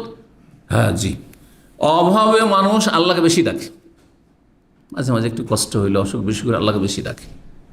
কিন্তু যখন দুনিয়ার ভোগের সামগ্রী বেশি হয়ে যায় তখন আল্লাহকে ভুলে যায়, অধিকাংশ আল্লাহকে ভুলে যায়। তো কী করে সেটাকে নিয়ামত মনে করছেন আপনি? তার মানে আপনার টার্গেটই দুনিয়া, শুধু আখিরাত নয়। চোখে মরণের পরে যে আসল জগৎ, সেই জগৎ সম্পর্কে আপনি তাহলে আপনার কোনো কর্মসূচি নেই, চিন্তাই নেই। তাহলে আপনার বিষয়গুলি বোঝার চেষ্টা করবেন, আল্লাহ যেন তৌফিক দান করেন। জি, কারণ আমাদের দুনিয়া এখনই শেষ হয়ে যেতে পারে, শেষ এখনই, কথা বলতে বলতে শেষ হচ্ছে। ও চোখের সামনে দেখছেন না, ও পরের হচ্ছে, আপনার হবে না, আমার হবে না, একসময় আপনার হবে, আমার হবে। আল্লাহ বোঝার তৌফিক দান করেন। তো কোনো সাধারণত বাচ্চাদেরকে নিয়ে যায়, সেজন্য বাচ্চাদের কথা বলা হয়েছে। বড় ব্যক্তিকে নিতে পারেন আপনি, স্বাভাবিক, তাকেও নিয়ে যেতে পারেন। হ্যাঁ, কিন্তু বাচ্চাদেরকে নিয়ে যেতে হয়, বড়দেরকে নিতে হয় না, হয়তো নিজেই চলে যায়, সেজন্য এখানে অধ্যায় বলা হয়েছে। 5670 নম্বর হাদিস বর্ণনা করছেন সাইব রাদিয়াল্লাহু তাআলা আনহু। তিনি বলছেন, জাহাবাত বি খালাতি ইলা রাসূলিল্লাহ, আমার খালা আমাকে নিয়ে গেলেন রাসূলুল্লাহর কাছে, গিয়ে বললেন, ইয়া রাসূলুল্লাহ, ইন্না ইবনা উখতি ওয়াজিউন, আমার বোনের ছেলেটি বড় অসুস্থ রয়েছে। ফামাসাহা রাসি, সাহেব বলছেন যে আমার মাথায় হাত বুলিয়ে দিলেন রাসূলুল্লাহ সাল্লাল্লাহু আলাইহি ওয়াসাল্লাম, ওয়া দাআলি বিল বারাকা, বরকতের দোয়া করে দিলেন। জি, হাত ফিরিয়ে দেওয়া নবী সাল্লাল্লাহু আলাইহি ওয়াসাল্লামের চিকিৎসা একটি বরকত। নবী সাল্লাল্লাহু আলাইহি ওয়াসাল্লামের সব কিছুতে বরকত ছিল, যেটি আমাদের নেই। কিন্তু তবে আমরা দোয়া পড়ে যদি হাত ফিরাই, সেটি বিভিন্ন বিষয়, কারণ দোয়ার সেটি বরকত, আমার বরকত নাই। এটি পার্থক্য অবশ্যই নবীর সাথে আর অন্যান্য নেক ব্যক্তিদের সাথে রয়েছে। এই পার্থক্য যদি না করেন তাহলে আপনি পথভ্রষ্ট, শিরকি বরকত তখন হয়ে যাবে। আমার হাতে কেউ বরকত যদি মনে করে, পীরের হাতে বরকত মনে করে, তো এটা শিরকিতে বরকত, শিরকি বরকত। কিন্তু রাসূলুল্লাহ সাল্লাল্লাহু আলাইহি ওয়াসাল্লামের হাতে বরকত ছিল, থুথুতে বরকত ছিল, নবী সাল্লাল্লাহু আলাইহি ওয়াসাল্লামের কাপড় চোপড়ে, লেবাস পোশাকে বরকত ছিল, এটি বিশ্বাস করতে হবে। জি, এটি নবী সাল্লাল্লাহু আলাইহি ওয়াসাল্লামের মুজিজা এবং নবী সাল্লাল্লাহু বৈশিষ্ট্য। এটি শুধু তাকে এই মর্যাদা দেওয়া হয়েছে, আর কাউকে দেওয়া হয়নি। আবু বকর ওমরকেও দেওয়া হয়নি, কেউ আবু বকর ওমরের কাছে এইরকম বরকত নিতে আসেননি। জি, তো বলছেন যে আমার জন্য বরকতে দোয়া করে দিলেন। সুম্মা তাওয়াজ্জা, তারপর উজু করলেন। ফাশারাবতু মিন ওয়াজুইহি, তার উজুর অবশিষ্ট পানি আমি পান করলাম। তাহলে উজুর করার পরে যে পানিটা বাঁচলো সেই পানি নবী সাল্লাল্লাহু আলাইহি ওয়াসাল্লামের যেটি বিশেষ করে তাতে বরকত রয়েছে। আর এমনিও উজুর পানি, উজু করলেন আপনি, সেই পানি যদি নিজে পান করতে পারে। ওয়াকুমতু খালফা জাহরিহি, এবং তার পিঠের পেছন দিকে আমি দাঁড়ালাম। যেহেতু নাবালক ছেলে, তো নবী সাল্লাল্লাহু আলাইহি ওয়াসাল্লামের চারদিকে ঘোরাফেরা করছে বাচ্চারা কিন্তু স্থির থাকে না। দেখেন, যেই ছেলেটি অল্প বয়সী সবসময় লাফালাফি করতো, বড় হওয়ার পরে বদরে স্থির হয়ে বসে আছে। বাচ্চা কখনো পারবে না বুঝতে। অনেকে মনে করে আমি বসে আছি, আমার ছেলে কেন দুষ্টুমি করছে, লাফালাফি করছে। না, এটা তার প্রকৃতি, করবে। ও যদি লাফালাফি না করে আপনার মতো ভদ্র হয়ে সোফাতে বসে থাকে, তাহলে জানবেন যে এই ছেলে ভেদা হবে। ভেদা বুঝেন, ভারী ছেলে হবে, কোনো কাজ হবে না, বেকার ছেলে হবে। তার রক্তে অ্যাক্টিভিটিস আছে, সে এখন নড়াচড়া করবে, সবসময় হরকত করতে চায়, এটি তার জন্য উপকারী। এই যে ছেলে ছোটো থেকে বেশি ভদ্র দেখেন, ওর ভবিষ্যৎ ভালো থাকে না, এটা শিখে নেন আপনারা। এই জন্য বাচ্চারা দুষ্টমি করছে, লাফালাফি করছে, আর এই করছে সেই করছে, এতে আপনি বিচলিত হবেন না। এই ছেলেটা ভবিষ্যৎ থাকতে পারে। এই ছেলের মধ্যে কিছু মেধা শক্তি আছে, অ্যাক্টিভ ছেলে। জি।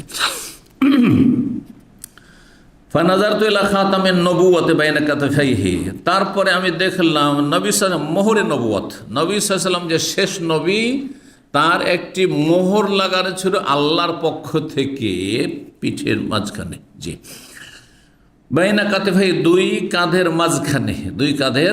মাঝখানে খাতামুন নবুয়া, মোহরে নবুয়ত আমি দেখলাম। সেটি কেমন ছিল দেখতে? বসে মিসলা জিরিল হাজালাতে, সেটি আপনার কবুতর কি পায়রা বলে, তাই না? বুঝেন না? পায়রার ডিমের মতো, পায়রার কাছাকাছি একটি পাখিকে হাজালা বলা হয়। আর তিরমিজির একটি হাদিসে হামামা শব্দটি এসেছে, আর হামামা মানে কবুতর হয়। তাহলে হতে পারে যে নবী সাল্লাল্লাহু কবুতরকে উদ্দেশ্য করেছেন, অথবা কবুতরের কাছাকাছি একটি পাখি রয়েছে, যেটি আমরা গুগলে সার্চ দিয়েও দেখলাম। আর সে পাখির কিন্তু দেখতে একবার কবুতরের কাছাকাছি, পায়রার কাছাকাছি। সেটি তিতর পাখি। তিতর পাখিকে বুঝেন? বাংলায় বুঝেন না আর কি। তিতর পাখি দেখবেন, তিতর দিয়ে সার্চ দিলে পাবেন, আর হাজালা দিয়ে আরবি শব্দ, তাতেও সার্চ দিলে পাবেন। কিন্তু দেখতে মোটামুটি কবুতর মতো। কবুতরের জিররুন মানে ডিম, জিররুন মানে এখানে বাইজ মানে ডিম। তো কবুতরের ডিমের মতো বা কবুতর সদৃশ্য পাখির বা তিতর পাখির ডিমের মতো ছিল, একটু উঁচা হয়েছিল। তাহলে একটা গোস্তের অংশ ছিল, যেমন তিল থাকে, অনেকের থাকে না? জি, তিল থাকে। তো তিল তো ছোট হয়, সেটা একটু বড় ছিল, আর সে গোস্তটা একটু উঠেছিল। আর সেটা কতটা পরিমাণ উঠেছিল, উঁচা হয়েছিল, সেটা ছিল আপনার একটা কবুতরের ডিমের মতো ছিল। এইটি ইমাম তিরমিজি রাহিমাহুল্লাহর ব্যাখ্যা, যে জিররুন মানে ডিম, আর হাজালা মানে হচ্ছে কবুতর বা কবুতর অনুরূপ একটি পাখি। জি, তিতর পাখি। আর অধিকাংশ ওলামারা ভিন্ন আরেকটি ব্যাখ্যা করেছেন, সেটি হচ্ছে জিররুন মানে বোতাম। আর আজকাল টেলারদের ভাষায় বোতামকে জির বলা হয়, আজরার, জানেন না? জিররুন মানে বোতাম। আর হাজালা হচ্ছে যে কনে, পাত্রী, নতুন যে বিয়ে করে নিয়ে এসছেন আপনি, নিয়ে আসার পরে যে আপনার বাসর রাতে তার জন্য, এই বাসরের জন্য একটি সুন্দর কাপড় চোপড় দিয়ে একবারে সাজিয়ে এটি ছোট্ট ঘরের ভিতরে একটি আপনার তৈরি করা হতো, যেটাকে আপনি বলতে পারেন, যদিও অনুবাদক খাটিয়া বলেছে, কিন্তু খাটিয়া তো খাটের ক্ষেত্রে ব্যবহার করে, তাই না? সেটা আর খাটিয়া আবার নিজের যেসব খাট যাতে আপনারা ঘুমান, এটাকেও বলেন না মনে হয়, ওই মরার মৃতদেহ লাশ রাখার জন্য যেটা, ওইটার নাম খাটিয়া বলেন। কিন্তু অনুবাদক যে অনুবাদ করেছে বুখারীর, সে খাটিয়ার কিসের মতো? ঘণ্টির মতো। বলছেন খাটিয়ার গোলাকৃত ঘণ্টির মতো, মানে ওই বোতামের মতো। তো ওটা কাপড় দিয়ে ঘেরা হয় সুন্দর করে। যেমন আমাদের দেশে মশার দেশ, তো এই উদাহরণটা দিলে বুঝবেন। মশার দেশ, তো আমাদের খাটের উপর কি থাকে? মশারি থাকে। তো মশারির মতো করে সুন্দর করে তৈরি করতো যে এখানে বাসর হবে, আর এখানে নতুন নতুন বউ এখানে আর আজকে রাতে স্বামীর সাথে বাসর করবে, আর সেটাকে খুব সুসজ্জিত করা হইতো, একবারে ফুল টুল দিয়ে আর কাপড় দিয়ে অলঙ্কৃত করা হইতো। আর সেটা বন্ধ করার জন্য কি থাকতো, বোতাম থাকতো। এই বোতামগুলির আকার হয়তো এইরকম, ওই যেই রকম ছিল নবী সাল্লাল্লাহু আলাইহি ওয়াসাল্লামের দুই কাঁধের মাঝখানে পিঠে মোহরে নবুয়ত। এই কথাটি অধিকাংশরা বলেছেন। 19 নম্বর অধ্যায় বলছেন বাবু তামান্নিল মারিদিল মত। এই অধ্যায় হচ্ছে রোগী ব্যক্তি কি মৃত্যু কামনা করতে পারে? রোগের যন্ত্রণায় ছটফট করছে, আর কষ্ট বরদাস্ত হচ্ছে না, তো মরণ চাইতে পারে না? চাইতে পারে না। জি, মরণ চাওয়া পছন্দনীয় না, হারাম নয়। হ্যাঁ, হারাম হলে ইমাম বুখারী রাহিমাহুল্লাহ মরণ চেয়েছেন না, চাননি? হ্যাঁ, আল্লাহ মাদাকাত আলাইয়াল আরদ বিমা, ইমাম বুখারী তার জীবনী পড়ে দেখেন বা জীবনী আপনি শুনে দেখবেন যে তিনি শেষখানে যখন দেখলেন যে দেশের পর বিভিন্ন দেশের যেসব শাসকরা ছিল জালেম, এরা ইমাম বুখারীকে বরদাস্ত করতে পারছে না। হ্যাঁ, হিংসা শত্রুতা বা যারা হিংসুক বিদাতি তাদের আপনার চুগলখড়ির কারণে দেশ থেকে একের পর এক অঞ্চল থেকে বিতাড়িত হচ্ছেন। দোয়া করলেন, সেই ঈদুল ফিতরের রাত ছিল, আল্লাহ মাদাকাত আলাইয়া আল আরদ বিমা রাহবাত ফাকবিজনি ইলাইক, আল্লাহ দুনিয়া এত প্রশস্ত থাকা সত্ত্বেও আমার জন্য সংকুচিত হয়ে গেছে, সংকীর্ণ হয়ে গেছে, ছোট হয়ে গেছে, সুতরাং তুমি আমাকে তোমার কাছে গ্রহণ করে নাও আল্লাহ। আর তারপরে মারা গেলেন। কখনো কখনো দোয়া কবুল হয়, এই জন্য মরণ চাইতে হয় না। রাগে মরণ চাইছেন, হ্যাঁ, নিজের অথবা পরের, আর হতে পারে সেই সময় দোয়াটি কবুল হয়ে গেছে। অনেক মূর্খ মহিলার আমাদের সমাজে আছে, বাচ্চা খুব দুষ্টামি করছে খুব, যখন দুষ্টামি করছে আর আছাড় খেয়ে নিয়েছে, মর মর, তুই মর, বাঁচলি কেন, তুই মরে যেতে পারে। যে বদলে লানত, এটা লানত, অভিশাপ, এটা কখনো করতে নেই।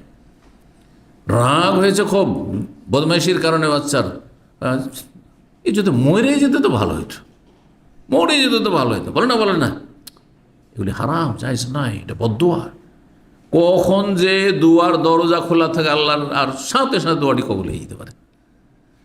আল্লাহ যদি আমি মরে যেতাম রাগ করে, স্বামীর রাগ করে, আল্লাহ আর বাঁচতে চাই না, আমি মরে যেতাম ভালো হইতো, মরে যেতে পারেন আপনি। পরে আক্ষেপ করবেন, কারণ সবাই বাঁচতে চায়, মানুষের স্বভাব হচ্ছে যে সুস্থ থেকে বাঁচতে চায়।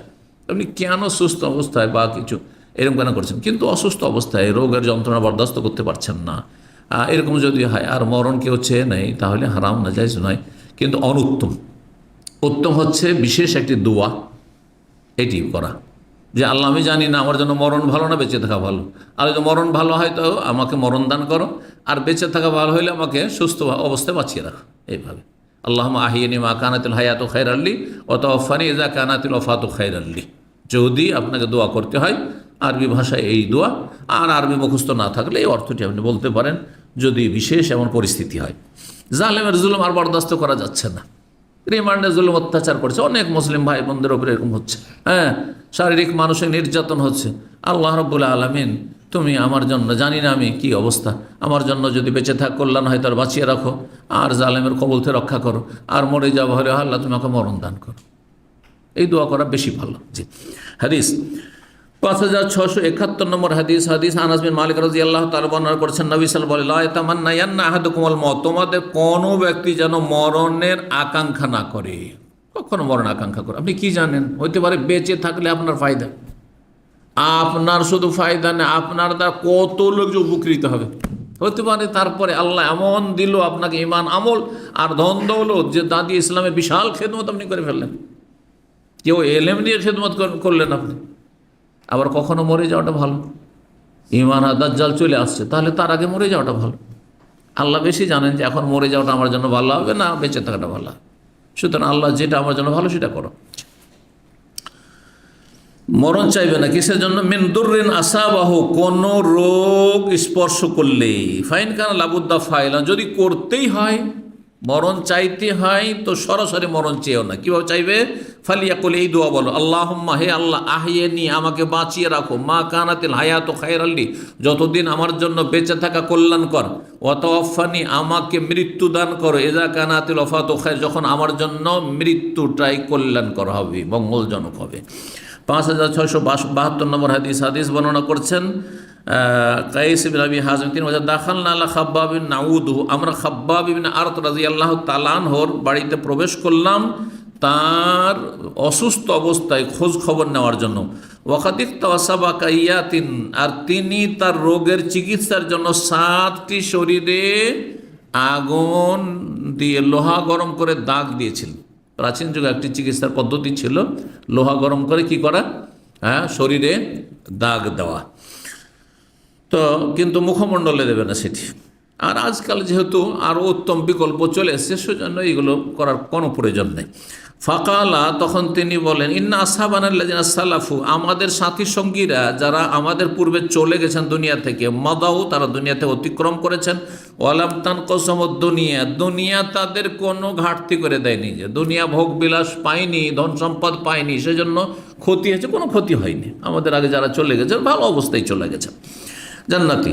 ওয়াইন্না আসাবনা মালা নাজিদু লাহু মাওদান ইল্লা তুরাব, আর আমরা এমন ধন সম্পদ পেলাম যে সেটা ব্যয় করার কোনো জায়গা পাচ্ছি না, একমাত্র মাটি ছাড়া, মানে পাকা মাটি দিয়ে পাকা বাড়ি করা যায়। যখন ধন সম্পদের সাহাবায়ে কেরামদের জামানায় নবী সাল্লাল্লাহু আলাইহি ইন্তেকালের পরে এত প্রাচুর্য হইল, ওমর রাদিয়াল্লাহু তাআলার আমলে যখন পারস্য দেশ আর রোম সাম্রাজ্য, বিশাল বিশাল পরাশক্তি সেই যুগে দুটো, এগুলো যখন মুসলিমদের হাতে চলে আসলো, তখন মুসলিম আর গরিব নেই কেউ, ধন খুব সবাই, বহু পয়সার মালিক। মানে এত পয়সা রাখবে কোথায়? তখন সবাই পাকা বাড়ি তৈরি করা শুরু করলো। মাটির বাড়ি, পাকা বাড়ি। তার আগে কিসের? খেজুরের ডাল, খেজুরের পাতা দিয়ে বাড়ি, খড়ের বাড়ি ছিল। তো ওই কথাই বলছেন যে আমাদের এত পয়সা হতে লাগলো যে এই পয়সা রাখবো কোথায়। তখন তার এইরকম ছিল না যে পয়সা হয়েছে চলো আমোদ ফুর্তি করে আসি সিঙ্গাপুর থেকে, যাই ইউরোপ আমেরিকা ঘুরে আসি আর সেখানে লম্পটি করে আসি, যেমন আজকাল পয়সাওয়ালারা করছে অধিকাংশই। এইসব তার ছিল না। তাহলে কি করবে? এত পয়সা কোথায় কোথায় কোথায় রাখবে? তখন তার ব্যাংকও ছিল না, ব্যাংক করবে, তাহলে মাটির তলে পুঁতে রাখতো এত পয়সা। তখন করলো কি, তখন ধীরে ধীরে মাটির বাড়ি হইতে লাগলো, মাটি থেকে আস্তে আস্তে পাকার বাড়ি হইতে লাগলো, এই আর কি। তো মাটির বাড়ির কথা বলছেন। ওয়ালাউলা আন্না নবী নাহানা, যদি আমাদেরকে নবী সাল্লাল্লাহু নিষেধ না করতেন আন্না দুয়া বিল মওতে, মরণের দোয়া করতে, তাহলে দাও তবে আমি মরণের দোয়া করতাম, কারণ খুব অসুস্থ আর এই যন্ত্রণা আমার বরদাস্ত হচ্ছে না। সুম্মা আতাইনাহুম মারাতান উখরা, বলছেন কাইস বিন হাজিম যে আবার দ্বিতীয়বার তার কাছে আসলাম, দেখি সুস্থ হয়ে গেছেন তিনি, অসুস্থ অবস্থায় একবার দেখে আসলাম, আর একবার তার কাছে এসে তখন দেখছি ওয়াহইয়াবনি হায়াতাল্লাহ, তার একটি দেয়াল তিনি তৈরি করছেন, মানে বাড়ির মাটির দেয়াল তৈরি করছেন। তার আগে তাহলে কাঁচা এর বাড়ি ছিল, খড়ের বাড়ি ছিল, তো মাটির দেওয়াল তৈরি করছেন। ফাকালা, তখন তিনি বললেন ইন্নাল মুসলিম আল্লাহ ইউজারু ফি কুল্লি শাই, মুসলিমকে প্রতিদান নেকি দেওয়া হয় প্রত্যেকটি কাজে, প্রত্যেক ভালো কাজের নেকি আছে। আপনি যে ঘর বাড়ি তৈরি করছেন সেটা যদি অপব্যয় না হয়, সীমাহীন খরচ না করেন, প্রয়োজন আছে আপনার, ধরেন থাকার জন্য 2টো রুম লাগবে, একটা কিচেন লাগবে, মেহমান আসলে তাদের জন্য একটা রুম লাগবে, ঠিক না?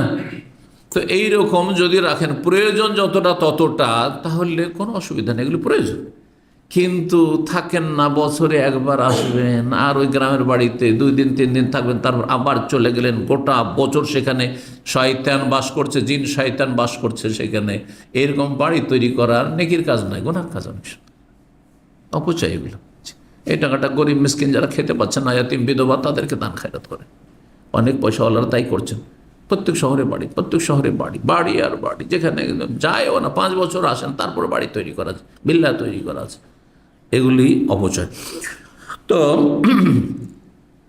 বলছেন যেহেতু তিনি কিছু তৈরি করছিলেন, মাটির দেয়াল তৈরি করছিলেন, তো বলছেন যে তখন ফজিলত বর্ণনা করছেন যে প্রত্যেকটি মুসলিমের কাজে কি রয়েছে, যা খরচ করবে তাতে নেকি রয়েছে, ইল্লা ফি শাইইন ইয়াজআলু ফি হাযাত তুরাব, তবে যদি এই মাটির বাড়ি তৈরি করে আমি যেটা তৈরি করছি এতে কোনো নেকি নেই, এতে কোনো নেকি নেই। অনেক সালাফগণ, সাহাবায়ে কেরামগণ এরকম বাড়ি, পাকা বাড়ি তৈরি করে আপত্তিকর মনে করতেন, আপত্তিকর মনে করতেন, যদিও সেটা সঠিক হচ্ছে যে না, প্রয়োজন হলে অসুবিধা নেই, যুগ উপযোগী বাড়ি আপনাকে করতে হবে। আজকালকে আর কাঁচা বাড়ি চলবে?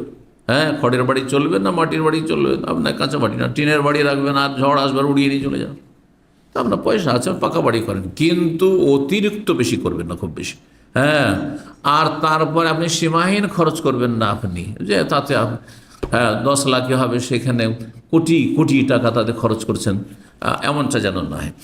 তো যাই হোক, 5673 নম্বর হাদিস মনে করেছেন আবু হুরায়রা রাদিয়াল্লাহু তাআলা আনহু, তিনি বলেন যে আমি রাসূলুল্লাহ সাল্লাল্লাহু আলাইহি ওয়াসাল্লাম বলতে শুনেছি, লা ইউদখিলা আহাদান আমালুহুল জান্নাহ, তোমাদের কোনো ব্যক্তিকে তার আমল জান্নাতে প্রবেশ করাতে পারবে না।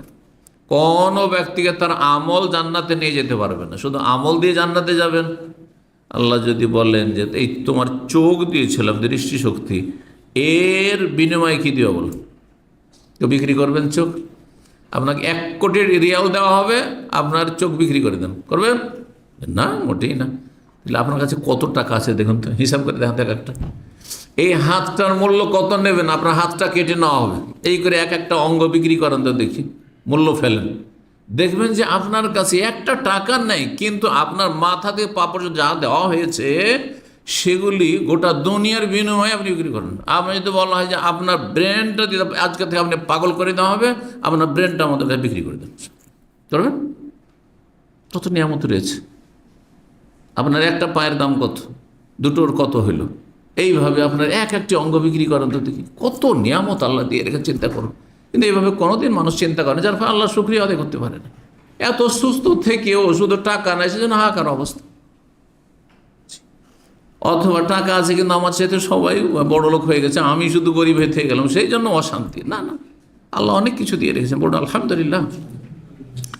তো আমল দ্বারা কেউ জান্নাতে যেতে পারবেন না। কালু ওয়ালা আনতা ইয়া রাসূলুল্লাহ, সাহাবীরা বলেন আপনি আপনার আমল দিয়ে জান্নাত যেতে পারবেন না? কাল আল্লাহ, না আমিও যেতে পারবো না। ওয়ালা আনা, আমিও না। ইল্লা ইয়াতাগাম্মাদানি আল্লাহু বিফাদলিন ওয়া রাহমা, তবে আল্লাহ যদি তার অনুগ্রহ এবং দয়া দিয়ে আমাকে ঢেকে নেন, আল্লাহর দয়াতে যেতে পারবো। কিন্তু আল্লাহর দয়া কিসে হবে? তার মানে এই নয় যে আমল করবো না, শুধু আল্লাহর দয়া। আমলবিহীন আল্লাহর দয়া আসবে? আমল দিয়ে জান্নাতে যাওয়া যাবে না, কিন্তু আমল আল্লাহর দয়া অনুগ্রহ পাওয়ার কি মাধ্যম, শুধু মাধ্যম লাগবে আপনাকে, এর মাধ্যমে হবে। আপনার ঈমান, আপনার 5 ওয়াক্ত সালাত, আপনার রমজান মাসের সিয়াম রোজা, আপনার যাকাত দান সাদকা, আপনার হজ, আপনার ওমরা, আপনার নেক আমল, আপনার পাপ থেকে বেঁচে থাকা, আপনার সততা, আপনার আমানত, আপনার পরোপকারী হওয়া, এগুলি আল্লাহর রহমতকে টেনে নিয়ে আসবে, আল্লাহর রহমতের ওসিলা হবে। জি, ফাসাদ্দুদু, সুতরাং তোমরা মধ্যম পন্থা অবলম্বন করো। আকারেবু, আল্লাহর সান্নিধ্য অর্জন করতে থাকো, আল্লাহর নৈকট্য অর্জন করতে থাকো। ওয়ালা ইয়াতামান্না আহাদুকুমুল মওত, তোমাদের কেউ যেন মরণ আকাঙ্ক্ষা না করে। কেন? ইম্মা মুহসিনান, যদি আপনি ভালো মানুষ হন, ধরেন আপনি মরণ চাইছেন আর ভালো মানুষ খুব, তো মরলে তো জান্নাত, ঠিক আছে, কিন্তু বাঁচলে কি ক্ষতি? আরও বেশি নেকি নিয়ে যাবেন, যতটা ব্যালেন্স আপনার হয়েছে তার চাইতে বেশি নিতে পারবেন। আরও 10-20 বছরে কত নামাজ হবে চিন্তা করুন তো, একদিনে কত নামাজ, তাহলে মাসে কত হয়, বছরে কত হয়, হ্যাঁ এভাবে হিসাব করেন তো দেখি, কত নামাজ, কত রোজা, কত লাইলাতুল কাদার, শবে কদর, কত নেক আমল করতে পারলেন আপনি। জি, তো বলছেন যদি ভালো মানুষ হয়, ফালাল্লাহু আইয়াজদাদা খায়রান, তাহলে সে আরও বেশি নেকি বৃদ্ধি করতে পারবে, আরও নেকি বাড়াইতে পারবেন। ওয়াইম্মা মুসিয়ান, আর যদি গুনাহগার হয়, পাপী লোকের মরে যাওয়া ভালো না তার তওবা করে যাওয়াটা ভালো, সংশোধন করে যাওয়াটা ভালো। যদি খারাপ মানুষ হয়, ফাল্লা আল্লাহ আইয়াস্তাআতিবা, তো হতে পারে সে তার নিজের সংশোধনের সুযোগ পাবে, ফিরে আসার সুযোগ, আল্লাহর দিকে ফিরে আসার সুযোগ পেয়ে গেল। এখন তওবা করেনি, কিন্তু 10টা বছর বাঁচার জন্য 5 বছর পরে সে নামাজি হয়ে গেছে, ধার্মিক হয়ে গেছে, আল্লাহ ভীরু হয়ে গেছে, আল্লাহর কাছে কান্নাকাটি তওবা করছে, ভালো মানুষ হয়ে গেল। এখন সে মাজার পূজা করছে, কিন্তু 5 বছর পরে সে হইতে পারে তৌহিদবাদী হয়ে গেছে, ঠিক না? এখন সে অমুসলিম হিন্দু হয়ে আছে, এখন মরে গেল সোজা জাহান্নামে, কাফের কি খ্রিস্টান হয়ে আছে, ইহুদি হয়ে আছে, কালকে কালমা পড়ে মুসলমান হয়ে গেছে, জান্নাতে চলে গেল। বুঝা গেছে? এই জন্য কখনো আপনি যখন আপনার রেজাল্ট জানছেন না, আপনি আল্লাহর কাছে কখনো মওত চাইবেন না। আপনি চাইবেন আল্লাহ আমার জন্য বেঁচে থাকা কল্যাণকর হলে বাঁচিয়ে রাখুন, আর মরণ কল্যাণকর হলে মরণ দাও। 5674 নম্বর হাদিস বর্ণনা করছেন আব্বাদ বিন আব্দুল্লাহ বিন জুবাইর তিনি বলছেন সামিয়তু আয়েশা, আমি আয়েশা রাদিয়াল্লাহু তাআলাকে বলতে শুনেছি, সামিয়তু নবী সাল্লাল্লাহু তিনি বলছেন নবী সাল্লাল্লাহু বলতে শুনেছি, ওয়াহ মুস্তানিদুন ইলাইয়া, সেই সময় নবী সাল্লাল্লাহু আলাইহি ওয়াসাল্লাম আমার শরীরে বা রানে হেলান দিয়েছিলেন, মৃত্যু শয্যায় ছিলেন, শেষ অবস্থায় ছিলেন। ইয়াকুল, আর তিনি এই দোয়াটি করেছিলেন, নবী সাল্লাল্লাহু আলাইহি ওয়াসাল্লামের শেষ দোয়া, আল্লাহ মাগফিরলি, আল্লাহ আমাকে ক্ষমা করে দাও, ওয়ারহামনি, এবং আমার ওপর দয়া করো, ওয়া আলহিকনি বির রাফিকিল আলা, সুউচ্চ বন্ধুর সাথে আমাকে মিলিত করো। নবী সাল্লাল্লাহু আলাইহি ওয়াসাল্লাম সুউচ্চ বন্ধুকে আল্লাহ, আল্লাহ আর রাফিকুল আলা, আল্লাহ তোমার সাথে আমাকে মিলিত করো। জি, আল্লাহুম্মা আলহিকনি বির রাফিকিল আলা। 20 নম্বর অধ্যায় বাবু দুআইল আয়েদ লিল মারিদ। এই অধ্যায় হচ্ছে রোগী ব্যক্তিকে যারা দেখতে যাবে তাদের দোয়া কি হবে, রোগীর জন্য কি দোয়া করবেন। আয়েশা বিনতে সাদ, এই হাদিসটি এর আগে চলে গেছে। আয়েশা বিনতে সাদ তার পিতা সাদ বিন নবী ওয়াক্কাস থেকে বর্ণনা করেছেন, কালান নবী সাল্লাল্লাহু আলাইহি ওয়াসাল্লাম, নবী সাল্লাল্লাহু আলাইহি ওয়াসাল্লাম দোয়া করেছিলেন সাদ বিন নবী ওয়াক্কাস তার পিতার জন্য, আল্লাহুম্মা শফি সাদান, আল্লাহ সাদকে কি করো, শিফা দান করো, আরোগ্য দান করো। তাহলে আপনি নিজের ভাষায় দোয়া করেন অথবা আরবিতে দোয়া করেন, কিন্তু আরবিতে করলে বুঝে দোয়া করতে, বিনা বুঝাতে আরবিতে মন্ত্র পড়বেন না, এতে কোনো লাভ নেই। যে কোনো দোয়া করে বুঝে সুঝে করবেন, তাহলে অন্তর থেকে দোয়া করতে পারেন, না অর্থ বুঝে শুধু দোয়া না, মোটেই না। রব্বানা আতিনা ফিদ দুনিয়া হাসানা ওয়া ফিল আখিরাতি হাসানা ওয়া কিনা আযাবান, এই দোয়াটি এমন কোনো বাঙালি নেই যে করে না, কিন্তু অর্থ জানেন কি না? কত পার্সেন্টেজ আছেন যারা অর্থ জানে, অর্থ না জেনে দোয়া করছেন। আল্লাহ যদি বলেন তুই কী চেয়েছিস, বলছেন আল্লাহ তা জানি না, তা জানি না আল্লাহ, আমি একটা দোয়া পেয়েছিলাম তাই বলেছি, ফায়দা হবে না? না, মোটেই না। আপনি অর্থ বুঝেন, আল্লাহ আমাকে দুনিয়ার কল্যাণ দাও, আখিরাতের কল্যাণ দাও, আর জাহান্নামের আগুন থেকে রক্ষা করো, অর্থ বুঝতে হবে। অর্থ বুঝে দোয়া করেন তো সবচেয়ে উত্তম দোয়া কোরআনের দোয়া, তারপরে উত্তম দোয়া রাসূলুল্লাহ সাল্লাল্লাহু আলাইহি ওয়াসাল্লাম হাদিসের দোয়ায়ে মাসুরা, আর তারপরে আপনার ভাষা আমার ভাষার দোয়া। কিন্তু অর্থ না জানলে আপনি যার অর্থ বুঝছেন আপনার নিজের মাতৃভাষায় দোয়া করেন। জি, তো 5675 নম্বর হাদিস বর্ণনা করেছেন আয়েশা রাদিয়াল্লাহু তাআলা আনহা, তিনি বলছেন রাসূলুল্লাহ সাল্লাল্লাহু আলাইহি ওয়াসাল্লাম যখন কোনো রোগীর কাছে আসতেন, আও উতিয়া বিহি ইলাইহি, অথবা কোনো রোগীকে তার কাছে নিয়ে আসা হইতো, তখন নবী সাল্লাল্লাহু আলাইহি ওয়াসাল্লাম দোয়া করতেন, আযহিবিল বাস রাব্বান নাস ইশফি আনতা শাফি লা শিফা ইল্লা শিফাউকা শিফাআন লা ইউগাদিরু সাকামা। সাকামাও পড়া যায় আর সুকমাও পড়া যায়। আযহিবিল বাস মানে রোগকে আল্লাহ দূর করো, বাস মানে রোগ। রাব্বান নাস, হে মানব জাতির প্রতিপালক। ইশফি, তুমি আরোগ্য দান করো। আনতা শাফি, তুমি আরোগ্যদাতা। আল্লাহর নাম তাহলে আশ-শাফি। লা শিফা ইল্লা শিফা, তোমার আরোগ্য ছাড়া কারো আরোগ্য কার্যকর হইতে পারে না, কেউ রোগ ভালো করতে পারে না। শিফাআন, এমন আরোগ্য দান করো, লা ইউগাদিরু সাকামা, যেই আরোগ্য কোনো রোগকে ছেড়ে না দেয়, মানে কোনো রোগ যেন শরীরে না থেকে, সমস্ত রোগ থেকে মুক্তি দান করো। এই ছিল দোয়া, যেই দোয়া করবেন সুন্নতি দোয়া। 21 নম্বর অধ্যায় বাবু ওজুইল আয়েদ লিল মারিজ, অসুস্থ ব্যক্তির জন্য যে রোগী দেখতে গেছে সেই ব্যক্তি যদি উজু করে, জি, আর উজু করে তার চোখে মুখে পানি ছিটায়, তো ভালো জিনিস, এটা পানি ছিটানো ভালো জিনিস। 5676 নম্বর হাদিস, শেষ হতে যাচ্ছে 5 মিনিটে, আমাদের যেহেতু অধ্যায় শেষ হচ্ছে সেই জন্য এখানে আর রাখছি না। বলছেন জাবের রাদিয়াল্লাহু তাআলা আনহু বলে, দাখালা আলাইয়ান নবী সাল্লাল্লাহু আলাইহি ওয়াসাল্লাম আনা মারিজ, নবী সাল্লাল্লাহু আমার কাছে প্রবেশ করলেন যে সময় আমি অসুস্থ ছিলাম। ফাতাওয়াদ্দা, উজু করলেন। ওয়াসাব্বা আলাইহি, আমার শরীরে উজুর পরে যে অবশিষ্ট পানি সেটা ছিটিয়ে দিলেন। তাহলে পানি ছিটিয়ে দিলে এতে উপকার হয়, আর বিশেষ করে উজুর পানি যদি হয়। আকালা সুব্বু আলাইহি, অথবা বললেন যে তোমরা এই পানিটা ছিটিয়ে দাও। ফাকাল, তো তখন আমার হুঁশ ফিরে আসলো, তাহলে বেহুশ হয়ে গেছিলেন, তখন সেন্সলেস ছিলেন, হুঁশ ফিরে আসলো। ফাকুল, তো ইয়া রাসূলুল্লাহ, তখন আমি বললাম হে আল্লাহর রাসূল, লা ইয়ারসু ইল্লা কালালা, আমার কোনো ওয়ারিস নেই আমার দূরের আত্মীয় স্বজন ছাড়া। ইল্লা কালালা, কালালা হচ্ছে যার ওপরে কেউ নেই নিচেও কেউ নেই, একমাত্র তার একটি মেয়ে ছিল, আর কেউ ছিল, যেমন অন্য হাদিসে রয়েছে।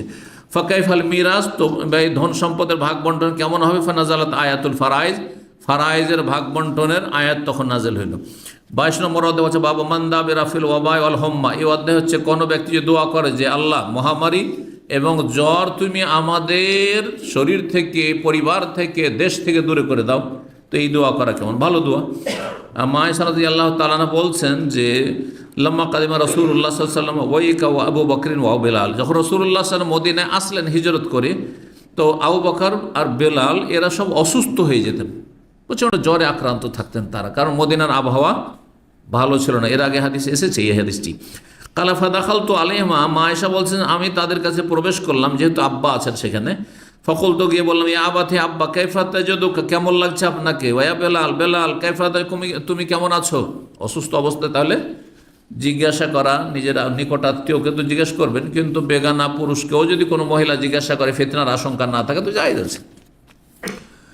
কাল ওয়াকান আবু বকর আখাযাতুল হুম্মা, আবু বকর সিদ্দিক রাদিয়াল্লাহু তাআলা আনহু যখন জ্বরে আক্রান্ত হইতেন তখন এই কবিতাটি আবৃত্তি করতেন, কুল্লু মুরি মুসাব্বাহুন ফি আহলিহি ওয়াল মাউতু আদনা মিন শিরাকি নালি। প্রতিটি মানুষ নিজ পরিবারে সকাল করে, কিন্তু তার মরণ তার চাইতে বেশি নিকটবর্তী। তার জুতার যে ফিতা বা বাধা বলেন না ফিতা বলেন, এটাকে আপনারা ফিতা বাধা বলা হয় কোনো কোনো অঞ্চলে, তো জুতার ফিতা বা স্যান্ডেলের ফিতা, এই স্যান্ডেলের যে চটি স্যান্ডেলগুলো বলছি, স্যান্ডেলের ফিতা বা বাধার চাইতে বেশি কাছে, মানে অত একেবারে ঘনিয়ে আছে। মরণ হয়তো আপনার টার্গেট যে আমি এখান থেকে বাসা যাব, এই যে বাসা যাবো বেশি সময় নেই, তো চলে যাবো এক্ষুনি 10 মিনিটের মধ্যে বাসা পৌঁছে যাব, তার আগে মরণ এসে হাজির, মরণ এসে হাজির। জি ওয়ালমাউতু আদনা মিন শিরাকি নালি। ওখানে বেলাল রাদিয়াল্লাহু তাআলা যখন জ্বরটা ভালো হয়ে যেত, ছেড়ে যেত, ইয়ারফা আকিরাত, তখন উচ্চ স্বরে বলতেন, তিনি